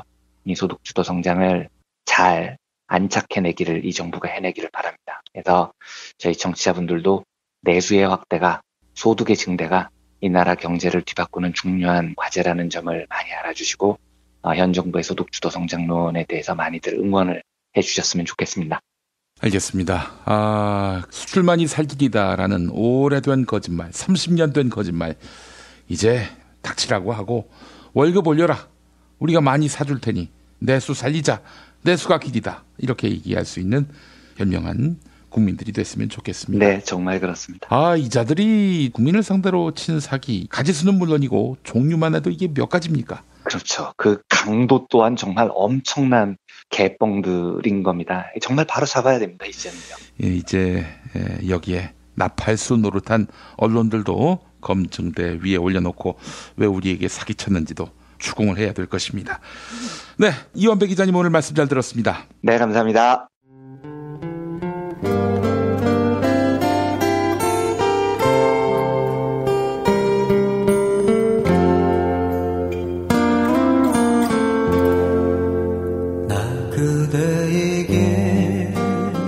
뜨거운 여름이 가고 어느새 찬바람이 옆구리를 스치면 왠지 뜸해졌던 그리운 친구 생각나시죠? 몇 년 만에 만나도 바로 어제 본 것 같은, 말 안 해도 내 마음 누구보다 잘 알아주던 속 깊고 다정한 친구 다 있잖아요. 마치 민중의 소리 같은? 이렇게 마음 맞는 친구랑 뜨거운 국물에 소주 한 잔이면 같이 할까요? 당신의 든든한 절친 민중의 소리가 오늘도 당신을 응원합니다.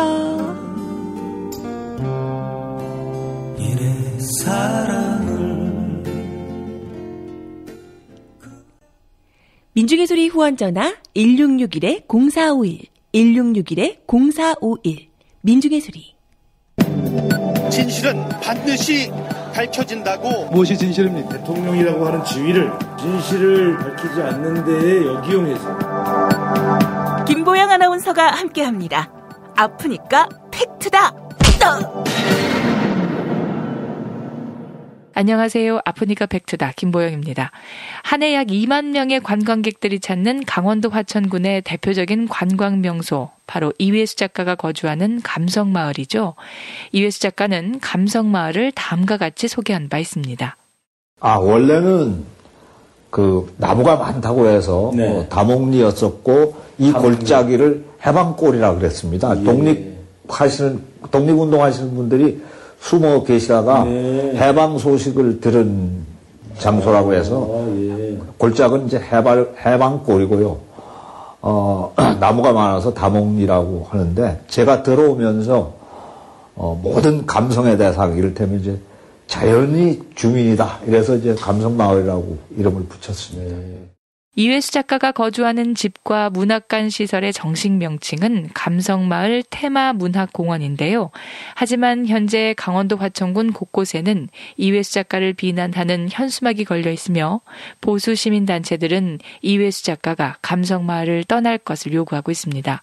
지난 10월 자유한국당 소속 이흥일 화천군 의원의 폭로로 갈등이 불거진 것인데요. 이흥일 군 의원은 본회의에서 지난 8월 이회수 작가가 술 냄새를 풍기며 최문순 화천군수에게 폭언을 하고 소란을 일으켰다, 이렇게 주장했습니다. 이어서 감성마을을 폭파시키고 떠나겠다며 폭언을 한 것은 군수 개인이 아니라 군민을 모욕한 것이다 라고 밝히며 공개 사과를 요구했는데요.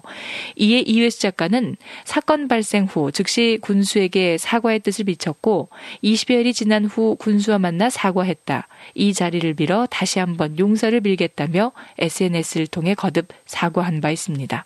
하지만 화천군 의회는 감성마을에 대한 행정사무감사 특위 활동을 본격화하고 있습니다. 더구나 일부 보수 시민단체들은 이회수 작가에게 화천을 떠나줄 것을 요청하면서 서명운동에 돌입했습니다. 이런 움직임에 대해 강원도민일보는 감성마을에 많은 예산을 투입했지만 주민들이 경기 활성화에 대한 체감을 못하고 있다는 이유가 있다, 이렇게 분석했는데요. 돈 문제와 관련해 이회수 작가는 다음과 같이 반박했습니다. 군에서 사택은 지어준 거다. 하지만 나머지는 거의 다 정부에서 지원받았다. 그리고 문학관은 군에서 운영하고 있다.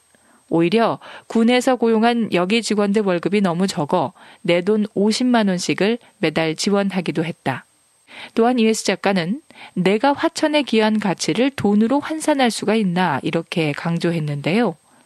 이번 갈등을 내년 지방선거와 연관짓는 시선도 적지 않습니다. 한 화천군 주민은 내년 지방선거에서는 자유한국당이 어렵다는 얘기가 나온다. 이회수 작가를 때림으로써 보수 세력이 결집하는 효과가 있는 것은 분명하다, 이렇게 이야기했습니다. 지금까지 아프니까 팩트다였습니다.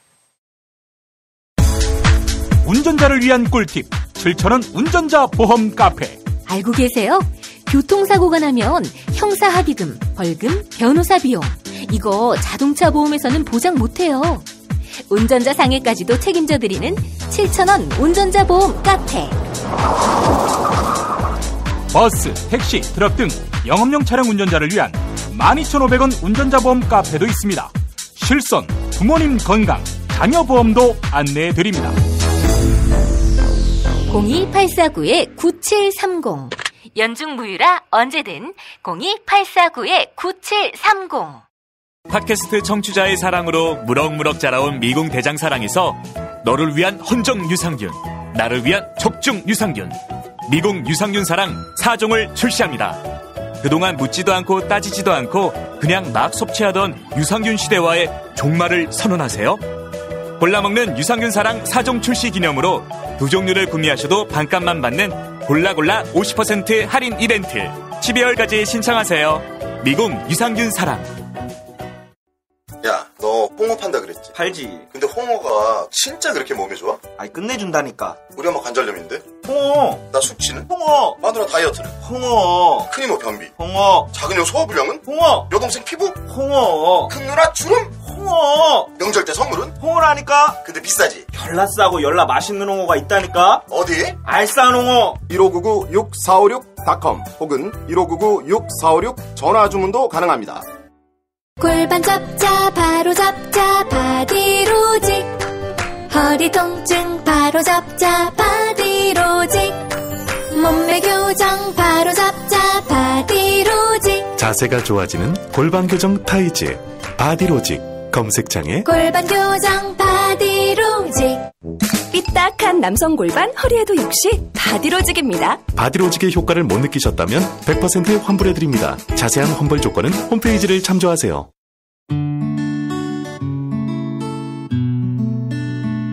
당신과 내가 좋은 나라에서 그 정의로운 나라 그곳에 산다면 난 그냥 좋아서 웃기만 할 거예요. 당신의 뉴스 보좌관 김용민 브리핑.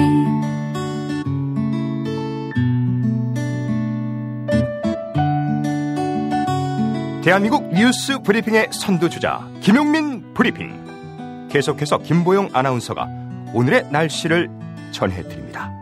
날씨를 전해드리겠습니다. 오늘 아침도 강추위가 기승을 부리겠습니다. 한파주의보가 경기 북부와 강원에서 충청 내륙 지방까지 확대됐는데요. 아침 기온은 서울 영하 8도, 전주 영하 4도, 대구 영하 6도로 예상됩니다. 한낮에는 기온이 다소 올라 추위가 누그러들겠습니다. 낮 기온은 서울 2도, 대전과 강릉은 5도를 나타내겠습니다. 낮부터 밤까지 동해안을 제외한 대부분의 지역에 눈이 오겠습니다. 중서부와 전북에는 최고 10cm의 폭설이, 영서 북부와 제주 산간 그리고 전남 영남에는 1에서 5cm의 눈이 예상됩니다. 여기는 대한민국 브리핑 1번지 김용민 브리핑입니다.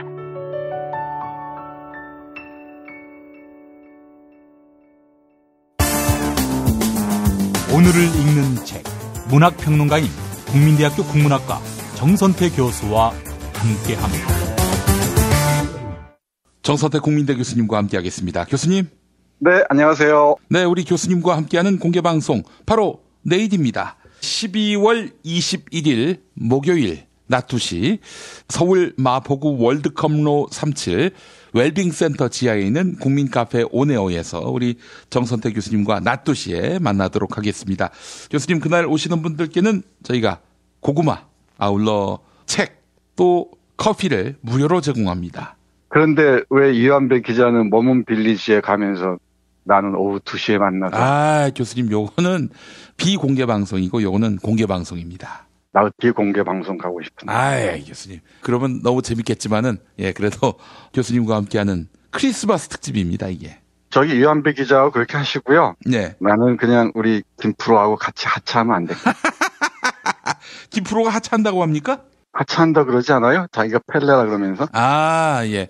저희 노역형을 언도했습니다, 제가. 여기는 들어오긴 쉬워도 나가긴 참 어렵습니다. 네, 그랬군요. 자, 교수님, 공개 방송에서 무슨 얘기 들려주시려고요? 그냥 오시는 분들 얘기 들으면서 제가 드릴 말씀이 있으면은 이것저것 얘기할까 싶고요. 아, 교수님, 제가 그래서 한번 생각을 해봤는데, 교수님이 문학평론도 하시고 또 국문학과에서 학생들도 가르치시면서 당대 가장 많은 책을 접하신 학자 중에 한 분으로서 교수님 판단에 가장 감동적이고 마음 짠한 그러면서도 가장 황홀한 스토리텔링 해주시면 안 되겠습니까? 네, 뭐 가능합니다. 네. 방송으로는 얘기하기 어려웠던 뭐 시들이나 짤막한 글들 몇 편 들고 가겠습니다. 주로 줄거리 중심으로 해서 우리 교수님이 고구마를 굽는 화로 옆에서 들려주는 겨울밤의 따뜻한 스토리텔링 여러분들께 선사해 주시는 거죠? 노력하겠습니다. 그런데 왜 고구마 얘기는 제가 꺼냈습니다만은 화로 옆에 고구마 굽고 얘기하는 그 모습이 정말 할아버지 같네요. 좀 씁쓸하기도 하고. 삼촌 같은 간지로 해주시면 됩니다. 네. 즐거운 마음으로 와주시면 고맙겠습니다. 예, 알겠습니다. 자, 우리 교수님과 함께하는 시간 다시 한번 알려드립니다. 12월 21일 목요일 낮 2시 서울 마포구 월드컵로 37 웰빙센터 지하 1층 국민카페 오네오에서 우리 정선태 교수님과 함께 크리스마스 특집 공개 방송 크리스마스엔 사랑을 크리스마스엔 고구마를 이런 제목으로 한번 진행을 해보겠습니다. 많은 분들이 오시기보다는 뜻 있는 분들 우리 정선태 교수님께 아름다운 이야기를 들으며 이 겨울을 누리고 싶다 하시는 분들 여러분들을 초청합니다. 예. 자, 교수님 오늘 어떤 책 소개해 주시겠습니까? 네, 오늘은 월요일날 소개해드리지 못했던 아이리스 장의 역사는 누구의 편에 서는가? 오래전에 역사는 힘 있는 자가 쓰는가라는 번역이었는데 예. 번역이 바뀌었네요. 원 제목은 The Rape of Nanking, 난징의 강간입니다. 난징의 대학살 당시 있었던 인간으로서는 차마 할 수 없는 짓들을 기록해 놓은 난징 대학살의 그 진실의 기록입니다. 예. 이 아이리스 장은 중국계 작가인데요. 기자로 잠깐 활동하다가 전업 작가로 전향해서 이 난징 대학살을 저술했습니다. 이 작품을 쓰고 난 후에 일본 우익으로부터 어마어마한 협박 그리고 공갈에 시달렸던 것 같아요. 그래서 정신적으로 시달리다가 37인가요? 젊은 나이에 세상을 떠났습니다. 1967년생이고 2004년에 세상을 떠났으니까 37, 8 나이죠. 이 난징 대학살의 현실을 기록한 역사는 힘 있는 자가 쓰는가 또는 역사는 누구 편에 서는가는 그야말로 일본 제국주의가 저지른 죄악상을 그대로 압축해서 보여주는 그런 책이라고 보시면 될 것 같습니다. 교수님, 저희가 흔히 잘못 생각하기 쉬운 게 네. 일본이라서 또는 나치라서 그렇게 잔악했는가. 또 뒤집어 보면은 연합군의 일원이었던 소련군이 독일 국민에게 했던 그런 아주 잔인함, 또 우리 국군이 베트남에 가서 했던 잔인함, 이게 과연 다른가? 이런 의문을 안 던질 수가 없어요. 네, 아주 훌륭한 질문 하셨습니다. 국민국가가 군대를 대량으로 조직해서 전쟁을 일으키면서 학살도 그만큼 더 강도가 높아지는데요. 이거야말로 그 민족주의와 결합한 국민국가의 가장 큰 죄악상이 아닌가 저는 그렇게 생각을 해요. 개별적으로 만나면 선하지 않은 사람이 뭐 어디 있겠습니까? 그런데 국민이라는 이름으로 또는 민족이라는 종교 앞에 자기를 바치는 순간 타자들은 다 짐승이 되는 거죠. 자신의 민족이나 국가를 위해서 일본의 경우는 천황폐하를 위해서 모조리 다 목숨을 바치고 또 죽어줘야 한다는 그런 이념이 종교화해서 인간들을 노예로 만드는 거죠. 국가나 민족의 노예가 된 자들이 명령을 수행하는 과정에서 인간으로서는 차마 상상할 수도 없는 일을 저질렀던 것 같습니다. 강도의 차이는 있을 망정 조금 전에 김 PD 말씀하신 대로 근현대사에서 세계 각지에서 이뤄졌던 대량 학살은 큰 차이는 없을 것 같습니다. 강도의 차이는 분명히 우리가 고려해야 되겠지만은 민족이라는 이름으로 국가라는 이름으로 저질러지는 국가폭력의 문제에 대해서는 우리가 다시 한번 깊이 헤아릴 줄 알아야 되겠습니다. 예. 그런데 유독 이 책에서 분석하고 있습니다만은 일본군이 왜 이렇게 잔악했을까? 이 문제에 대해서도 뒤에 언급을 합니다만은 저에게는 조금 이따 말씀드리도록 하겠습니다. 이 난징 대학살이 시민들 사이에서 화제로 떠오른 건 뭐니 해도 지난주 문재인 대통령의 중국 방문에서 이 대학살을 언급하면서가 아닌가 싶습니다.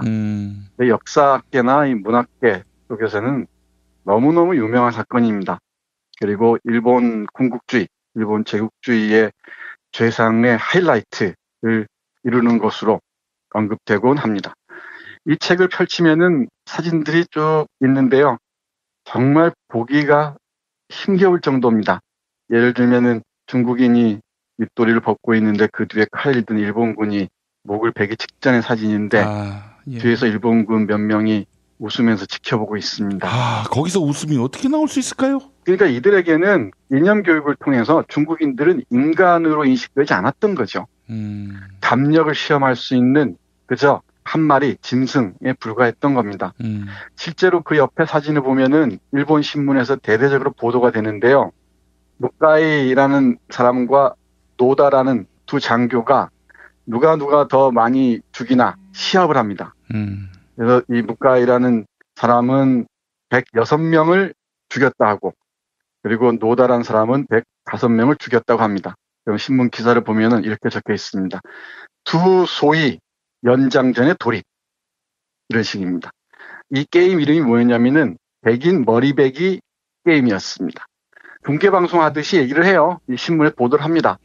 백인 머리배기 대접전, 용감하다, 무카이, 노다, 두 소위. 이런 식입니다. 이 미친 새끼들 이거 진짜 미치지 않고서야 나 참. 네, 뭐 이 정도는 약과로 갈 수 있습니다.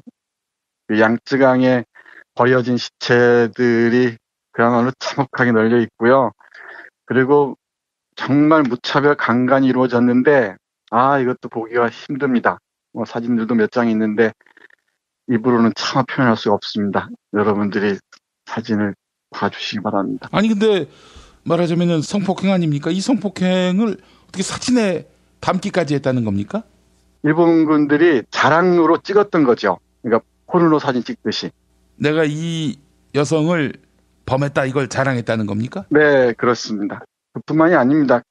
말씀드리고 될지 모르겠는데 여성의 성기에 꽂힌 칼이 있는데 그 사진도 그대로 찍혀 있습니다. 아니 그건 어떤 상황입니까?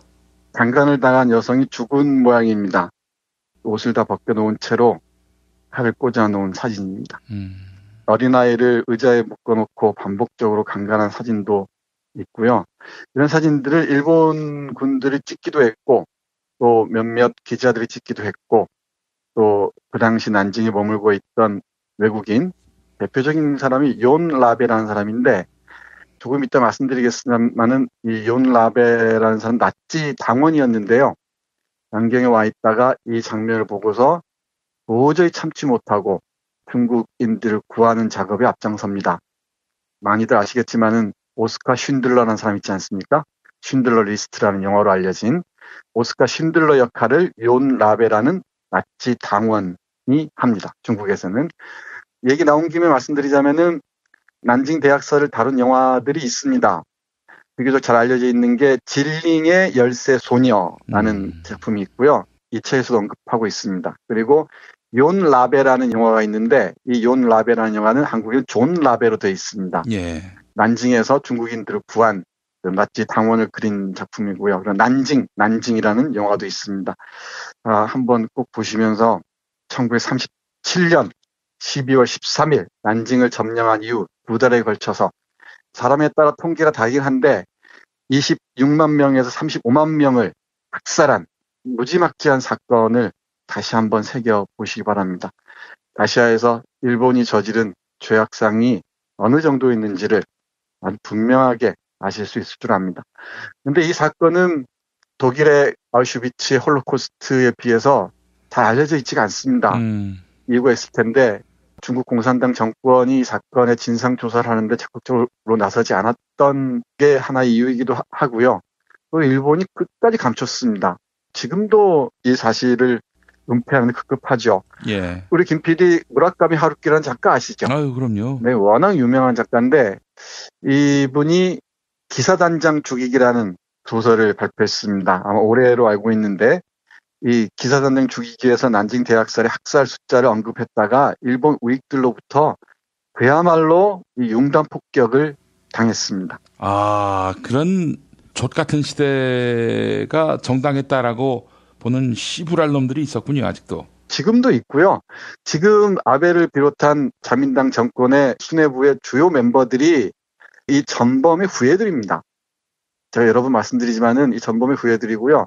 이들은 미국에 대해서만은 패배를 인정하지 다른 이웃 아시아 국가에 대해서 절대 패배를 인정하지 않을 뿐만 아니라 전쟁 범죄 사실도 받아들이지 않습니다. 그들을 대표하는 아베 앞에 가서 자랑스럽게 굽신거린 홍준표의 역사의식이 어느 정도인지 금방 알 수 있을 겁니다. 아무튼 이 책을 보기는 상당히 고통스럽고 눈을 어디다 둬야 할지 힘겨울 정도일 겁니다. 그럼에도 눈을 부릅뜨고 봐야 됩니다. 이 아이리스 장은 자기 할아버지한테 이런 얘기를 많이 들었다고 하네요. 예. 그 일을 잊지 않고 있다가 없는 자료들을 다 뒤져가면서 논픽션에 가까운 이 책을 서술했다고 합니다.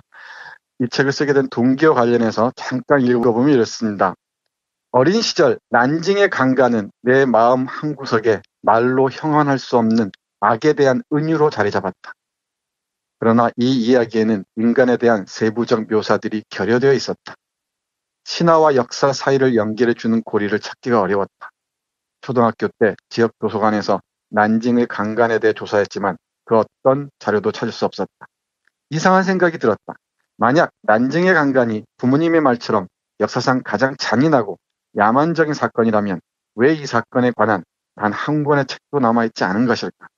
어린아이였기 때문에 일리노이 대학교의 엄청난 장서를 찾아볼 생각까지 하지 못하였고 이 문제에 대한 나의 호기심도 곧 사라져버렸다. 그로부터 20여 년 후 난징의 강간이 내 인생의 전면에 다시 나타났다. 네, 이렇게 하면서 이제 난징의 강간을 다룬 다큐멘터리를 보고서 이 책을 저술했다고 합니다. 이 책이 등장하면서 그야말로 센세이션을 불러일으켰고요. 일본에서는 이 책을 번역 출간하려고 했는데 우익들의 대대적인 저항으로 결국은 출간하지 못했습니다. 그리고 이 책에 관한 비판적인 책들만이 베스트셀러에 오르는 웃지 못할 일도 벌어지고 했다는군요. 원서는 없고 비판서만 있어요? 네, 네. 일본은 뭐 세계에서도 번역으로 유명한 나라 아닙니까? 근데 이 책은 번역되지 못했다고 합니다. 지금은 잘 모르겠습니다만은 이런 그 역사적인 대재앙이 있을 때마다 가장 큰 고통을 겪는 건 여성들이죠. 전쟁에 참가했던 일본 군의 회상을 조금 읽어보면 이렇습니다. 여성들이 가장 고통을 겪었다. 나이가 많든 적든 그들은 강간의 위험에서 피할 수 없었다. 우리는 석탄 수송차를 난징으로 보내 여자들을 잡아오게 했다. 이렇게 잡혀온 여자들은 15명에서 20명 정도의 군인들에게 할당되어 능욕당했다. 그리고 좀 더 볼까요? 다른 일본군이 증언한 부분입니다. 처음에 우리는 파이 칸칸이라는 속어를 사용했다. 파이란 엉덩이란 뜻이고 칸칸이란 모습이란 뜻이다. 파이 칸칸은 여자의 다리를 벌리게 하고 본다는 뜻이 된다. 중국 여성들은 속옷을 입지 않고 대신 바지에 끈을 둘러 입는다. 그래서 끈을 잡아 당겨 풀면 여성의 하체가 그대로 드러난다. 말 그대로 우리는 옷을 벗긴 여성들을 구경했다. 그 다음에는 오늘은 내가 목욕하는 날이다. 이렇게 말하며 중국 여성들을 윤관했다. 거기서 끝났다면 그나마 괜찮았을 것이다. 그러나 그것이 끝이 아니었다. 우리는 그 여자들을 죽여버렸다. 시체는 말을 할 수 없으니까. 아이고, 참. 네, 이런 식입니다. 이것도 방송을 통해서 제가 읽어드릴 수 있는 최저선의 문장입니다. 나머지는 차마 읽어드리지 못할 것 같습니다. 우리가 오늘 호사치미로 이런 걸 소개하는 게 아니고요. 역사를 제대로 기억한다는 게 이렇게 고통스럽습니다. 이런 역사의 진실을 우리가 직시하지 못하면은 여러 사람들이 얘기하듯이 다시 어떤 형태로든 반복됩니다. 그래서 괴롭더라도 이런 책들도 읽어주셔야 할 줄 압니다. 더군다나 이번 주가 의도치 않게 여성 작가들의 책들로 계속 이어가고 있는데요. 여성의 눈에 비친 역사는 어떤 것인지도 다시 한번 생각해 봐야 할 것 같습니다. 다른 얘기들도 아주 많은데요. 앞에서 말씀드렸던 용 라베라는 독일 그 나치 당원이 중국인들을 구원하는데 많은 노력을 했다고 했잖아요. 이에 관한 진술이 5장에 쭉 기술되어 있는데 잠깐만 보겠습니다. 예. 일본군이 라베를 존경했다면 중국인은 라베를 숭배했다. 여기 일본군이 용 라베를 존경한 이유는 나치 당원이었기 때문에 그랬습니다. 독일 나치 당원이라는 이유로 존경했다는 얘기죠. 중국인이 라베를 숭배했다는 얘기는 구원자로서의 이미지 때문일 겁니다. 계속 보겠습니다. 라베는 성적 노리개가 될 뻔한 딸을 구해주고 기관총 세례로부터 아들을 보호해준 은인이었다. 라베가 안전지대의 캠프에 나타나면 마치 폭동이라도 일어난 것 같았다. 그가 안전지대를 방문하면 수천 명의 중국 여자가 그에게로 몰려와 안전지대 밖으로 나가 강간과 고문을 당하느니 차라리 그 자리에서 자살을 하겠다고 울부짖었다. 라베는 공포로 떨고 있는 피난민들에게 희망을 불어넣기 위해 애썼다. 자신의 집들에 살고 있는 중국인 여성이 아기를 낳으면 그 아기를 위해 작은 생일 장치를 열어주고 남자 아기에게는 $10, 여자 아기에는 $9.5 선물로 주었다. 이런 이유로 난징 시민 중에는 아들에게는 라베, 딸에게는 라베 부인인 도라의 이름을 붙여주는 사람이 많았다. 네, 이런 험악한 상황에서도 인도주의적인 힘을 발휘하는 사람이 있었던 것 같습니다. 근데 이런 이념의 둘레를 깨고 나와서 인간적인 모습을 되찾기란 쉬운 일이 아니죠. 대단히 어려운 일일 겁니다. 왜 일본군이 이렇게 잔악한 일을 서슴없이 저지르는가 생각해 보지 않을 수가 없는데, 여러 가지 이유들이 있습니다만은 여기 아이리스 장, 이 저자가 언급하는 몇몇 구절만 잠깐 보겠습니다. 종교적인 것이라고 얘기를 하는데요. 그러니까 일본인들을, 특히 일본 군들은 패전 직전만 해도, 일본에서는 패전이란 말 쓰지 않죠. 종전이란 말을 쓰지. 네. 천황은 하나의 신이었습니다. 신의 명령이니까 모든 게 그대로 따를 수밖에 없죠. 그러니까 이 모든 게 신 앞에 하는 행위여서 정당화됐던 것 같습니다. 그 관련 부분 잠깐 보겠습니다. 자신들의 임무에 대해 의심을 가졌던 일본군은 거의 없다. 난징의 강간에 참가했던 일본군 나카토미 하쿠도는 천황이야말로 전 세계의 통치자이고 일본은 그 어떤 국가보다 우월하며 일본이 아시아를 제패하는 것은 당연한 운명이라 배우며 성장했다고 말했다. 한 종교인이 신과 천황 중 누가 더 위대한가? 라고 묻자 그는 단호하게 천황이라고 대답했다. 신보다 더 위대한 존재와 함께 있다고 생각하는 일본군이 어떤 짓을 할지 추측하는 것은 어렵지 않다. 이들은 전쟁은 일본뿐 아니라 희생자들에게도 바람직한 것이라는 생각을 받아들였다.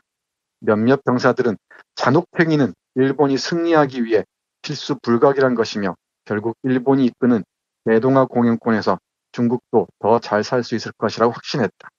이러한 인식은 아무런 이유 없이 학생과 사병들을 구타하며 이 모든 것이 너희를 아끼기 때문이다 라고 말하는 일본의 교사와 장교의 태도에도 반영되어 있었다. 네, 이런 식으로 글이 이어집니다. 이런 자기 기만의 정신 상태를 가장 잘 보여주는 인물이 바로 난징 대학살을 주도했던 마스의 이완회, 우리가 꼭 기억해야 됩니다. 예. 이 마스의 이완회 장군일 것이라고 얘기를 합니다. 예. 힘겹지만은 이 난징 대학살이라는 역사적 사건에 주목하시고 아시아 시민들, 상식적인 시민들이 어떤 방식으로 연대해서 국가 권력과 결탁한 폭력에 어떻게 우리가 대항해야 될지 고민하는 계기가 됐으면 좋겠습니다. 아울러서 문 대통령이 중국을 방문하는 길에 이런 난징 대학살에 대해서 공개적으로 언급하고요. 아시아인으로서 함께 슬픔을 함께 한다고 얘기한 건 제가 보기에는 대단한 하나의 사건이라 생각합니다. 그 자체만으로도. 이런 것을 알 턱이 없는 자들이 뭐 혼밥이니 뭐니 하면서 방중 외교 문제를 이렇게 흠집을 내려고 하는데 그야말로 정말 파렴치한 데다가 후한무치의 선을 넘어서 간 무지의 극치를 보여주는 것 같습니다. 예. 이 자들이 이 난징 대학살을 보고서 지금 현 동아시아 정세에 대해서 조금이라도 이해했으면 좋으련만 제 기대가 너무나 큰 것이겠죠. 애청자 여러분들, 난징 대학살 다시 한번 생각하면서 이 아이리스 장의 책에 관심을 기울여 주시기 바랍니다. 예, 알겠습니다. 자, 교수님, 내일 또 뵐 텐데 내일은 낮에 또 뵙습니다.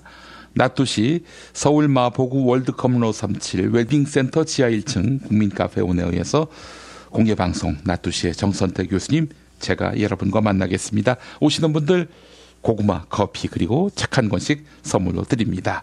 많은 분들의 참여 바라고 교수님, 우린 또 내일 뵙도록 하겠습니다. 네, 고맙습니다. 우리 여보, 결혼생활 20년 동안 내가 고생만 시키고 얼굴에 주름살만 들어가는 줄 알았는데 나이를 거꾸로 먹고 있네? 왜 이렇게 탱탱하지? 뉴트리션 닥터스에서 만든 콜라겐 몰라요? 콜라겐이라고 다 같은 콜라겐이 아니에요. 체내 흡수가 잘 되는 저분자 PC 콜라겐이거든요.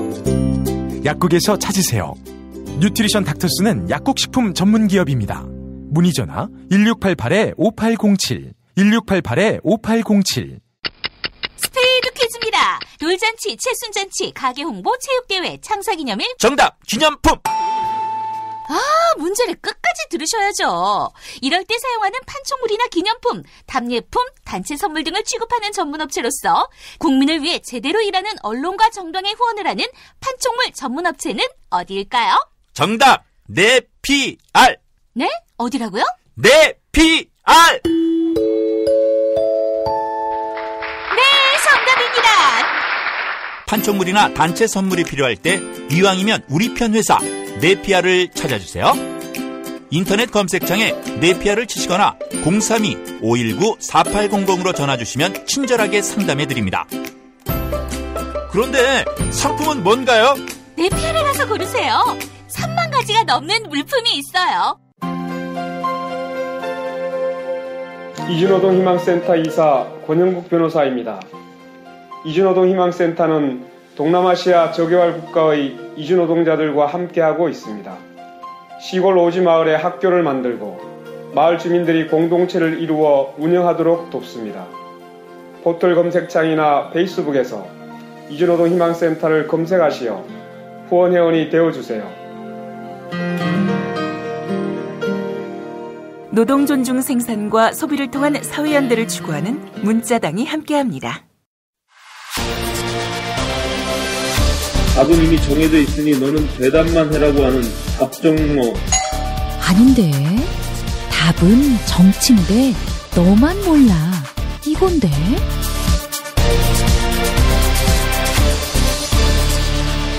국민보좌관 김성회의 답정너.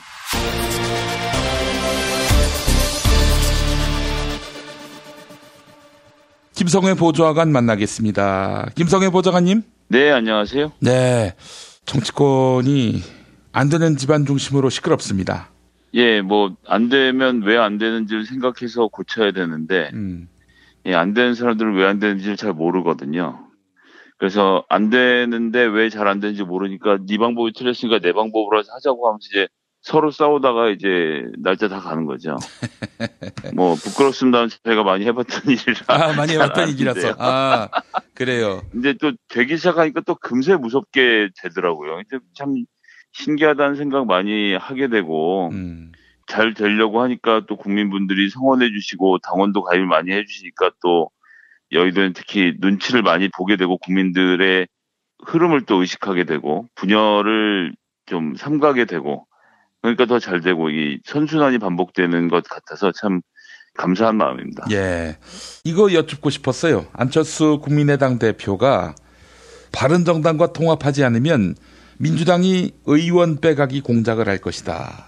이런 말을 했는데. 뭐 솔직하게 말씀드리면 민주당하고 국민의당이 이번 예산 정국에서도 그렇고 협조를 해서 잘 넘기지 않았습니까? 예, 예. 사실 내용을 자세하게 들여다보면 국민의당이 이제 목리를 부려서 호남 쪽에 SOC 포함해서 예산을 상당 부분 증액을 해서 지나갔어요. 근데 그 뭐 정치라는 것이 항상 말씀드리지만 선악이 아니라 협상이기 때문에 항상 따는 게 있으면 잃는 게 있는 법이거든요. 예. 어쨌든 그 국민의당이 통으로 40명 있을 때 민주당 120명과 합쳐져서 과반수가 넘는 일이 벌어진단 말입니다. 그렇게 됐을 때 이제 저희가 공조를 해서 같이 할 수 있는 일이 있는데 예를 들어서 민주당이 그중에서 뭐 세를 불리게 해서 5명을 빼왔다. 그래서 저희가 128명이 됐다. 국민의당은 5명이 줄었을 뿐이지만 민주당과 정책 협조가 가능해지겠습니까? 그럼 좀 법안 하나 통과시킬 수 없는 구조가 될 거라고 보거든요. 예, 예. 그렇기 때문에 민주당에서 지금 이 상황에서 무리하게 국민의당에서 의원 빼오기를 할 이유가 전혀 없습니다. 제가 보기엔 그럴 요인이 없고요. 네.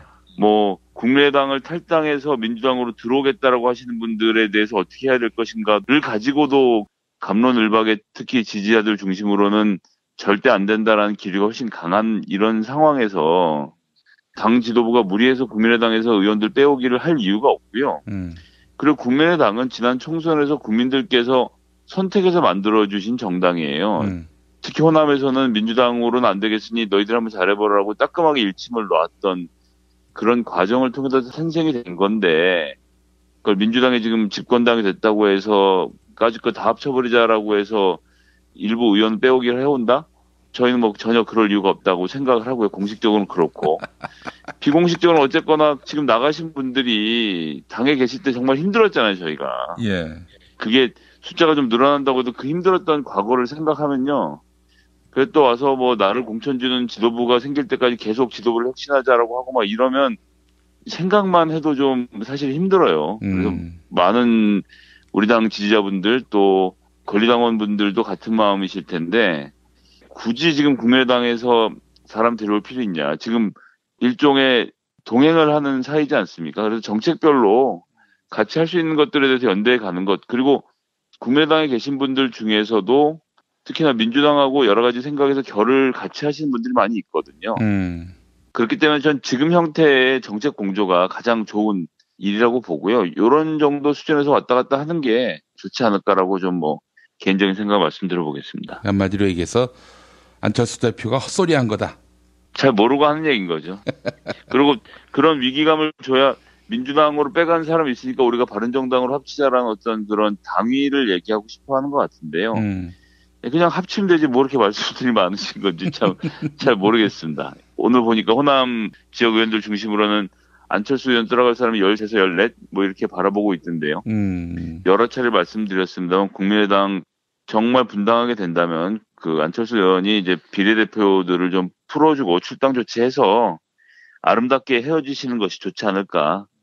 그렇게 해서 뭐 바른정당하고 합쳐서 원내 3당을 계속 유지하시든가 하는 것은 뭐 본인의 판단의 문제지만요. 예. 지금 현재 국민의당의 모든 구성원들이 안철수 대표를 따라서 바른정당과 합치게 될 가능성은 전 없다고 보고 더 중요하게는 바른정당이 그걸 원하지도 않고요. 알겠습니다. 아유 참. 우리 안철수를 끌어안는 유승민 글쎄요 소화가 될까 모르겠습니다. 뭐 안철수는 물론 유승민 당을 먹었다고 생각하겠지만 말이죠. 예, 그건 뭐 이제 둘이 이제 환상의 궁합인 건데요. 서로 마음속에는 다음번 대권주자는 나다라는 생각을 가지고 계신 거예요. 거의 공개적으로 그렇게 되어 있는 거죠. 그래서 선의의 경쟁을 하실지 아기다툼을 하실지는 뭐 좀 두고 봐야 알겠습니다만 두 분이 다 행복한 거 아닙니까?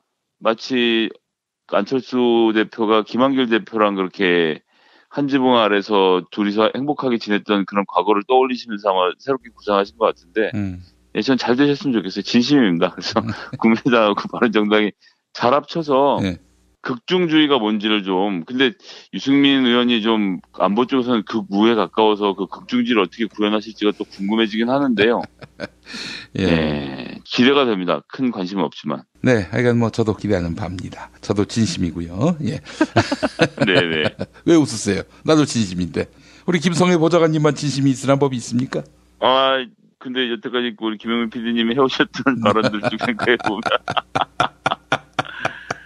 예. 알겠습니다. 예. 자, 안철수 대표가 MB 아바타다 이런 이야기가 있었는데 MB 이야기 한번 해보죠. 그 MB가 12월 19일 아주 특별한 날입니다. 본인의 대통령 당선일이기도 하면서 또 생일이기도 하고 결혼기념이기도 하고 그래서 이제 측근들과 함께 잔치를 벌였는데 뭐 정말 환영 인파가 대단했죠. 네, 뭐 매년 트리플 데이라고 해서 그 행사를 치르는데요. 모르겠습니다. 자기 생일에 맞춰서 결혼기념일을 삼는 것도 사실은 굉장히 특이한 경우죠. 예. 저 같은 경우는 아내랑 생일이 같아서 생일잔치를 같이 하긴 하는데 그건 뭐 태어난 날이 같은 거니까 어쩔 수 없는데 예, 여기처럼 이 트리플 데이라고 해놓고 쭉 보니까 매년 사실은 이 행사를 빠지지 않고 하고 있고 올해도 뭐 현역 의원들까지 다수 불러서 한 40명 정도가 모여서 세과시를 또 한번 했더라고요. 그래서 여전히 저력이 있구나. 이 보수의 저력은 돈에서 나옵니다. 저는 어느 총장이 얼마가 들어있는지 모르겠지만 전 재산을 헌납하시고 뭐 서울시는 하느님께 봉헌하신 우리 이명박 대통령 여전히 권력을 갖고 있다는 것 이건 딴 주머니가 있다는 좀 신호로 보고요. 그런 것들 한번 좀 잘 살펴보셨으면 좋겠다 싶은 생각이네요. 알겠습니다. 자, 일단 MB가 이렇게 세과시를 한 것은 우리 무시하지 말라 이 얘기 같은데 근데 그 모인 40명 중에 이렇다 할 뭐 예를 들어서 문재인 대통령이 아니 저 사람까지 참석했어? 이럴 만한 사람이 있나요? 그냥 그나마나 그 밥이죠. 매일 모이던 사람들 모였다라고 보여지고요. 특히나 올해는 이명박 구속을 주장하는 우리 시민들이 또 많이 현장에 가셔서 인터뷰 소리가 묻힐 정도로 말씀들을 많이 해주셨던 것이 되게 인상적이었고요. 그분들 날씨가 추움에도 불구하고 매일같이 이명박 집 앞에서 또 구속행을 벌이고 계시고 또 생일 현장에까지 가서 이런 국민들의 가슴을 시원하게 해주시는 퍼포먼스를 보여주셔서 정말 감사드리고, 그 기자들의 질문도 결국 누구든가요? 제가 성함을 잡고 있는데 그 팟캐스트 하시는 김모 언론인이라고 계시던데. 저도 좀 생각이 날려다 말려다 하는데 뒤가 준이 들어가는 것 같던데. 네네, 털이 많이 나신 분이 다스는 누구 거냐라고 사방에 이렇게 묻고 다니더니만 현장에서 풀이라 그래서 너무 많은 기자들이 접근하면 제대로 인터뷰가 되지 않으니까 대표 선수를 뽑는 거예요. 대표 선수를 뽑아서 그 사람에게 마이크를 주고 그 사람의 화면을 다 같이 쓰기로 약속을 하고 여기자에게 마이크를 넘겨놨던데 다스는 누구 거냐고 물어봤던 장면이 굉장히 인상적이었습니다. 이게 팟캐스트나 이런 데서 활동하는 사람들이 했던 얘기를 중앙 언론들이 절대 반복하지 않거든요. 그래서 주진우 기자가 했던 많은 특종들이나 이런 것들, 또 김청수가 했던 이야기들이 아무리 파급력이 있다고 하더라도, 김용민 PD님이 아무리 특종을 한다고 하더라도 공중파에서 그것이 반복되는 일은 아주 드물게 일어나는데 이 다스가 누구 거냐라는 질문을 이런 풀 기자단에 해서 했다는 것은 이것이 합의된 질문이었다라는 얘기인 거고요. 이것이 모든 언론사, 모든 국민들의 초미의 관심사라는 점을 다시 한번 입증하는 일이어서 전 그것이 굉장히 좀 인상적이었습니다. 그래요. 그 기자가 아주 대차게 묻더라고요. 그래서 아주 저도 인상 깊게 봤는데 여기에 대해서 MB가 나한테 묻지 말라라는 이야기를 했는데 그 말은 무슨 뜻일까요? 그건 제 것이 아닙니다라고 얘기를 하거나 그것은 질문이 맞지 않다라고 얘기해야 되는데 왜 나한테 물어보느냐라는 대답은 본인도 쑥스러워서가 아니었겠나 싶은 생각이 들던데요. 그것도 있지 않을까요? 다 알면서 나한테 묻냐고. 네. 주진우한테 가서 물어보라고. 네, 주진우가 아니라 지나가던 국민들을 붙잡고 물어봐도 다 아는 얘기가 돼버린 거죠, 지금은. 아이고, 참 재밌습니다. 예. 그나저나 이렇게 MB가 나오는 걸 보니까 매우 옹색해 보입니다. 예전에 박근혜가 자원 외교 관련해서 박영준까지 쳤을 때 그때 비로소 이제 대통령의 시간이라는 책을 냈잖아요. 말하자면 박근혜와 공유하고 있는 비밀을 까겠다. 이런 뉘앙스를 잔뜩 풍겼는데 실제로 들여다보면 별 내용은 없고요. 그때 이제 이동관 씨가 했던 말이 있어요. 이동관 씨가 아직 다 깐 게 아니다. 이러면서 이제 사실상 이제 박근혜 보고 너 까불면 더 깔 수 있다. 진짜를 까겠다. 이런 식으로 은근히 협박한 듯 보이는데. 근데 그것은 저는 이제 앞뒤가 안 맞는 말이라고 생각을 하는 게 힘이 없는 사람은 깔 거를 남겨놓습니다. 왜냐하면 자기가 죽을 수도 있기 때문에 죽기 전에 깔 것을 남겨놓아야 하거든요. 마지막 카드를 들고 있다는 걸 알고 있으면 상대방이 때리지 않기 때문에 맞는 사람 입장에서 항상 히든 카드를 쥐고 있는 것이 맞는 거고요. 그런데 이동관 씨가 까겠다고 하는 카드는 사실은 이명박의 권력을 잡았을 때 손에 들었던 카드잖아요. 그러면 정적을 칠 때는 가지고 있는 모든 선언을 사용해서 상대방을 죽이는 게 목적이기 때문에 정치는, 특히나 이명박이 하던 형식의 정치는 그때 정말 사돈의 팔촌까지 탈탈 털어갖고 없는 사람들까지 다 잡아서 여죄를 캐묻고 통장을 뒤지고 하면서 없는 것들을 겨우겨우 만들어서 짜맞춰 가면서 노무현 대통령과 노무현 대통령의 정치 세력을 괴롭히고 탄압하고 말살하려고 했던 거 아닙니까? 카드는 그때 다 썼죠. 그때 안 쓴 카드는 쓰지 않을 카드였기 때문에 안 쓴 거라서 이동관이 뭘 들고 있는지 모르겠지만 전 까도 나올 게 별로 없을 거라고 봅니다. 그것은 공격하는 사람은 마지막 하나까지 다 꺼내서 짜내서 상대방을 때리는 게 정답이기 때문에 특히나 이 노무현 대통령이나 혹은 문재인 대통령 관련돼서 어떠한 내용도 침노와 관련돼서는 지금 손에 들고 있는 것은 정말 아무것도 없을 것이라는 게 제 예측입니다. 그래요. 노무현 대통령을 은근히 언급하던데 제가 봐도 별 내용 없을 것 같고요. 그렇게 또 예고하는 사람들 치고 그 실속이 없어요. 대표적으로 서청원이 그렇지 않습니까? 그렇습니다. 녹취록 언제 나오는지 좀 빨리 좀 보여줬으면 좋겠는데. 아니 지금이 깔 때예요. 지금이 깔 때. 대법원 판결 이틀 남았는데 지금도 안 까고 있으면 어떻게 하라는 건지. 국민의당도 까시고 서청원 대표도 까시고 좀 빨리 깠으면 좋겠습니다. 아니 서 대표 본인은 지금 홍준표한테 엄청난 말 그대로 그 철퇴를 맞은 셈이 됐는데 이 국면에서도 허허하고 말았단 말이죠. 뭐야 이게 도대체. 그럼 없다는 얘기 아닙니까? 제가 누차 말씀드렸습니다만은 없다. 서청원의 이른바 X파일은 없다.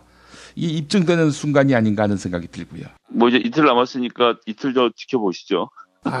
요거 이틀 동안에 아무 일 없으면은 저희 예지력이 빛나는 것이다라고 자평하고 싶습니다. 네네네. 우리 김성애 보좌관님은 있을 것이다라고 얘기했던 기억도 나고요. 예, 저는 있다고 봅니다. 근데 깔지 안 깔지는 조금 전에도 말씀드렸지만 맞는 사람이 까는 거거든요. 지금 서청원 대표는 맡고 있는 입장이고 이걸 안 까는 이유는 두 가지인데 첫 번째는 말씀하신 것처럼 없어서 안 까는 경우가 있고 두 번째는 더 때릴 건데 있어서 덜 때리는 거일 수도 있는 거예요. 그냥 내가 너를 정기 은퇴는 시켜줄게 이렇게 할 수도 있는 거고 더 세게 하면 사실 더 세게 할 수 있는 것들 많이 있거든요. 이런 식으로 임험한 정치를 한 사람들은 까면 나올 것들이 언제나 있습니다. 홍준표 입장에서도 당 입장에서도 칠거리들을 만들 수 있다라고 보면 그냥 이 카드를 들고 이 정도에서 방어하는 것이 최선이다 생각해서 버티는 수도 있기 때문에 하여튼 저는 들고 있을 것이다. 그래서 본인은 못 가겠지만 우리 국민의당에서라도 빨리 까줬으면 좋겠다라는 생각을 하고 있습니다. 만약에 22일까지 안 깐다. 그렇게 해서 홍준표가 기사회생한다. 그러면 이건 뭐 100%라고 봐야 되는 거 아닙니까? 녹취록 없다는 거. 예, 그거는 뭐 녹취록이 있다고 해도 증명이 안 되는 거니까 이제 없다는 쪽이 이겼다고 봐야 되겠죠. 알겠습니다. 자, 그렇다면은 일단 MB의 상황을 다시 한번 좀 복귀해 보면은 MB가 앞으로는 대응할 수 있는 수가 없다는 것인지 이재호가 했던 말 있잖아요. 100% 불려가지도 않을 것이다. 이렇게 말한 부분 어떻게 봐야 될까요? 예, 그 사이버 사령부 댓글이라든지 국정원 댓글이라고 하는 것은 대통령과는 관계가 없다라고 선을 긋고 그걸 가지고 대통령을 포토라인에 세운다 그러면 그거야말로 시대의 정치보복이라고 말을 했어요. 그런데 이 말을 하면서 또 무슨 말을 갖다 성냐하면 그 정도 댓글은 노무현 정부 때부터 있었다라고 지적을 했거든요. 근데 이게 제 들을 때마다 열받는 얘기인데 노무현 정부 때 댓글을 다룬 것은 저희가 혹시나 지금도 오해하고 계신 분들이 계실까 봐 한 번 더 짚고 넘어가면요. 대통령께서 공무원들이 국민들과의 소통의 범위를 넓혀야 된다라고 하면서 청와대에 청원이 올라오거나 질문들이 올라오면 거기에 적극적으로 댓글을 달고 해명을 하라고 했어요. 그래서 본인 실명으로 뭐 어느 과에 무슨 과장이다라고 하면서 제기하신 민원은 이러이러한 내용이고 항상 이렇습니다라고 댓글을 달고 그런 식으로 정부의 방침을 설명하는 방식으로서의 댓글을 얘기하는 거였거든요. 예. 그건 공무원이 월급 받고 업무 시간에 자기 일에 대해서 얘기하는 것이었던 거고요. 지금 이명박이 했던 것은 사이버 사령부와 국정원을 사용해서 일반 국민인 척하면서 국민들을 상대로 심리전을 벌인 거 아닙니까?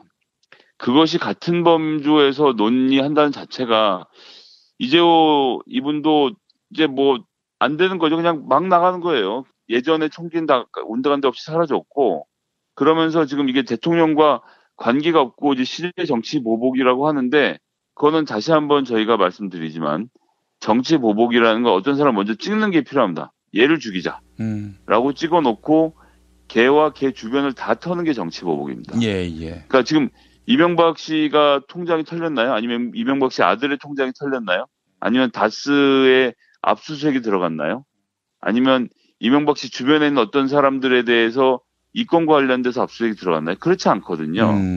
지금 돌이켜보면 국정원과 기무사가 과거에 정치를 개입해서 국민들로부터 신뢰를 잃어서 국가정보기관으로서 위상이 바닥에 떨어지니 이 문제를 해결하기 위해서 그럼 어떻게 해야 되느냐라고 했을 때 대책으로 내놓은 것이 과거의 일을 우리가 확실하게 짚고 넘어가고 반성을 하자. 국민들에게 용서를 구해서 앞으로 가자라고 하는 과정에서 조사를 하면서 나오는 겁니다. 그래서 댓글 부대가 만들어졌다는 것이 나왔고 댓글 부대를 만드는 것을 대통령에게 인원수 증언했던 것까지 보고했다는 내용이 문서를 통해서 증명이 되는 거거든요. 이명박 측근을 데려다 팔을 꺾은 게 아니에요. 예. 그것은 정치보복이라고 주장하면 저희가 그렇지 않지만 받아들일 수 있지만 이것은 국정원과 기무사가 여태까지 저질렀던 범죄 행위에 대해서 소명하는 과정에서 범죄를 지시한 수괴가 누구냐라고 하는 당연한 질문.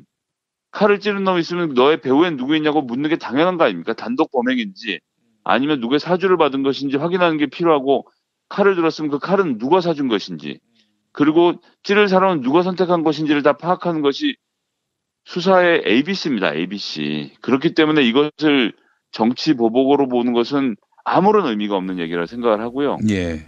그렇기 때문에 저는 정의를 세우기 위해서라도 지금도 뭐 여론조사에서 계속 나오고 있습니다만 국민들은 여전히 적폐청산을 원하고 있습니다. 근데 적폐청산을 원하는 게 뭐 내가 뭐 화가 났으니까 화풀이를 하기 위해서 적폐청산하자 이런 게 아니에요.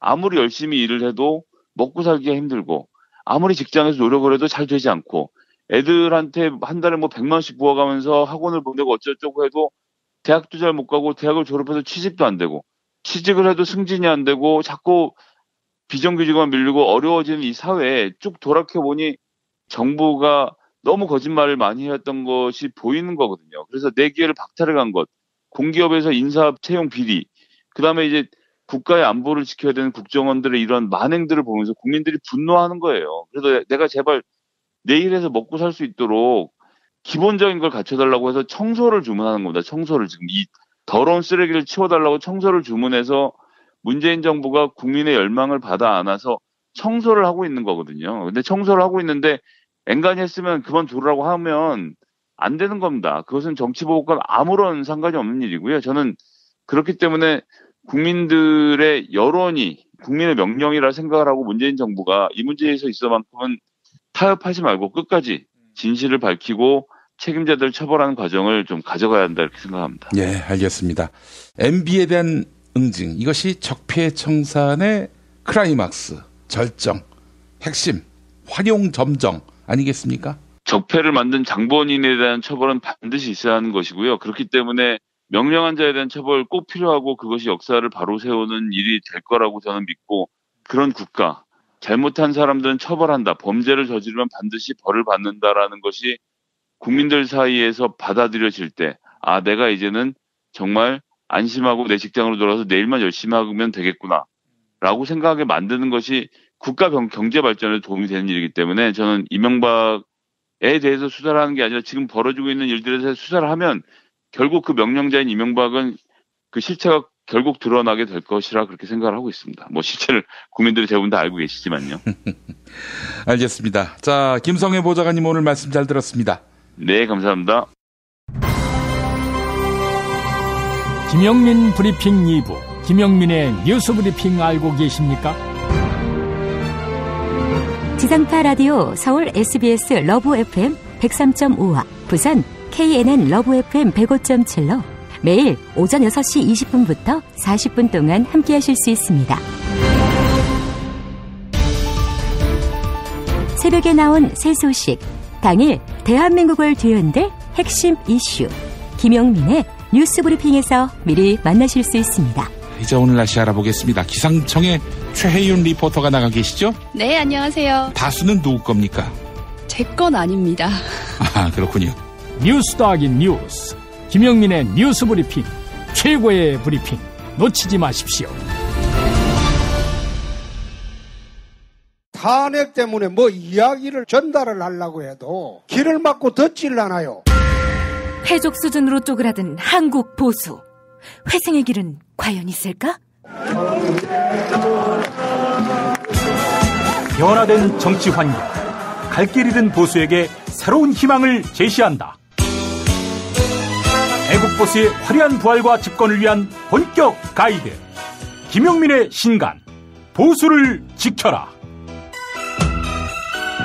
진중권도 투표하는 보수 정당, 광주에서도 일당이 될 수 있는 보수 정당, 젊은이들의 입당이 줄을 잇는 보수 정당.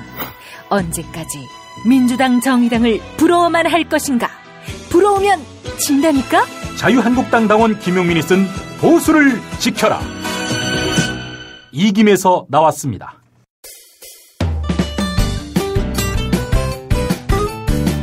뉴스포렌 메디와 함께하겠습니다. 팔로워 90만이 넘는 김용민 트위터에서는 매일 설문조사가 진행되고 있습니다.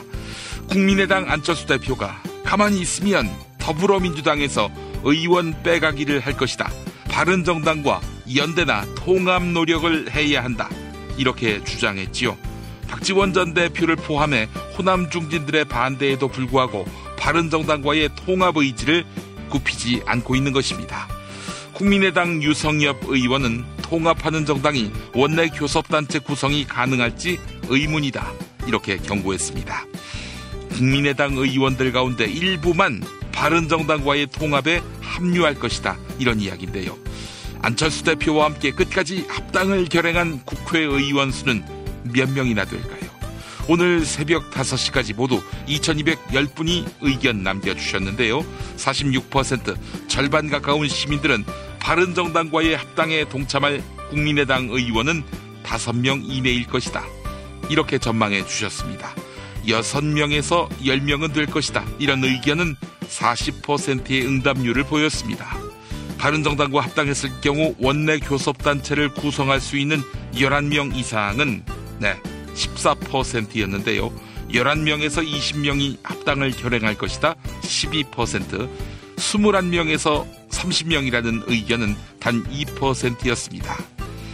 트위터 의견 볼까요? 안종원님, 비례대표 의원들은 일단 다 끌려간다고 봐야죠. 네, 그렇다면 10명이 넘는다는 이야기가 되는데, 만약에 당 차원에서 합당이 되지 않고 안철수 대표가 탈당해서 바른정당과 합당할 경우에는 비례대표는 같이 나갈 필요가 없겠죠. 네, 설문조사에 참여해 주신 여러분 감사합니다.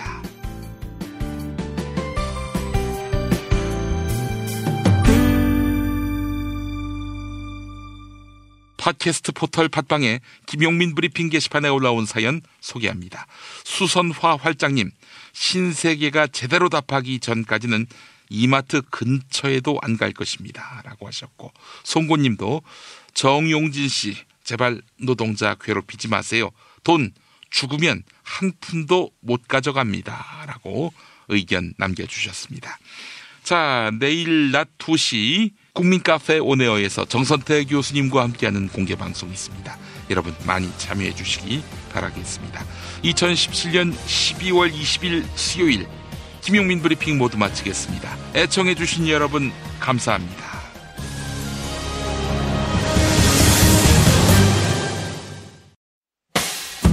김용민 브리핑과 함께한 시간 어떠셨어요? 다음 시간에도 보다 바르고 알차며 즐거운 정보로 여러분을 찾아가겠습니다. 팟캐스트 포털 팟빵에서 다운로드하기, 구독하기, 별점 주기, 댓글 달기로 응원해주세요. 잊지 마세요. 다운로드하기, 구독하기, 별점 주기, 댓글 달기.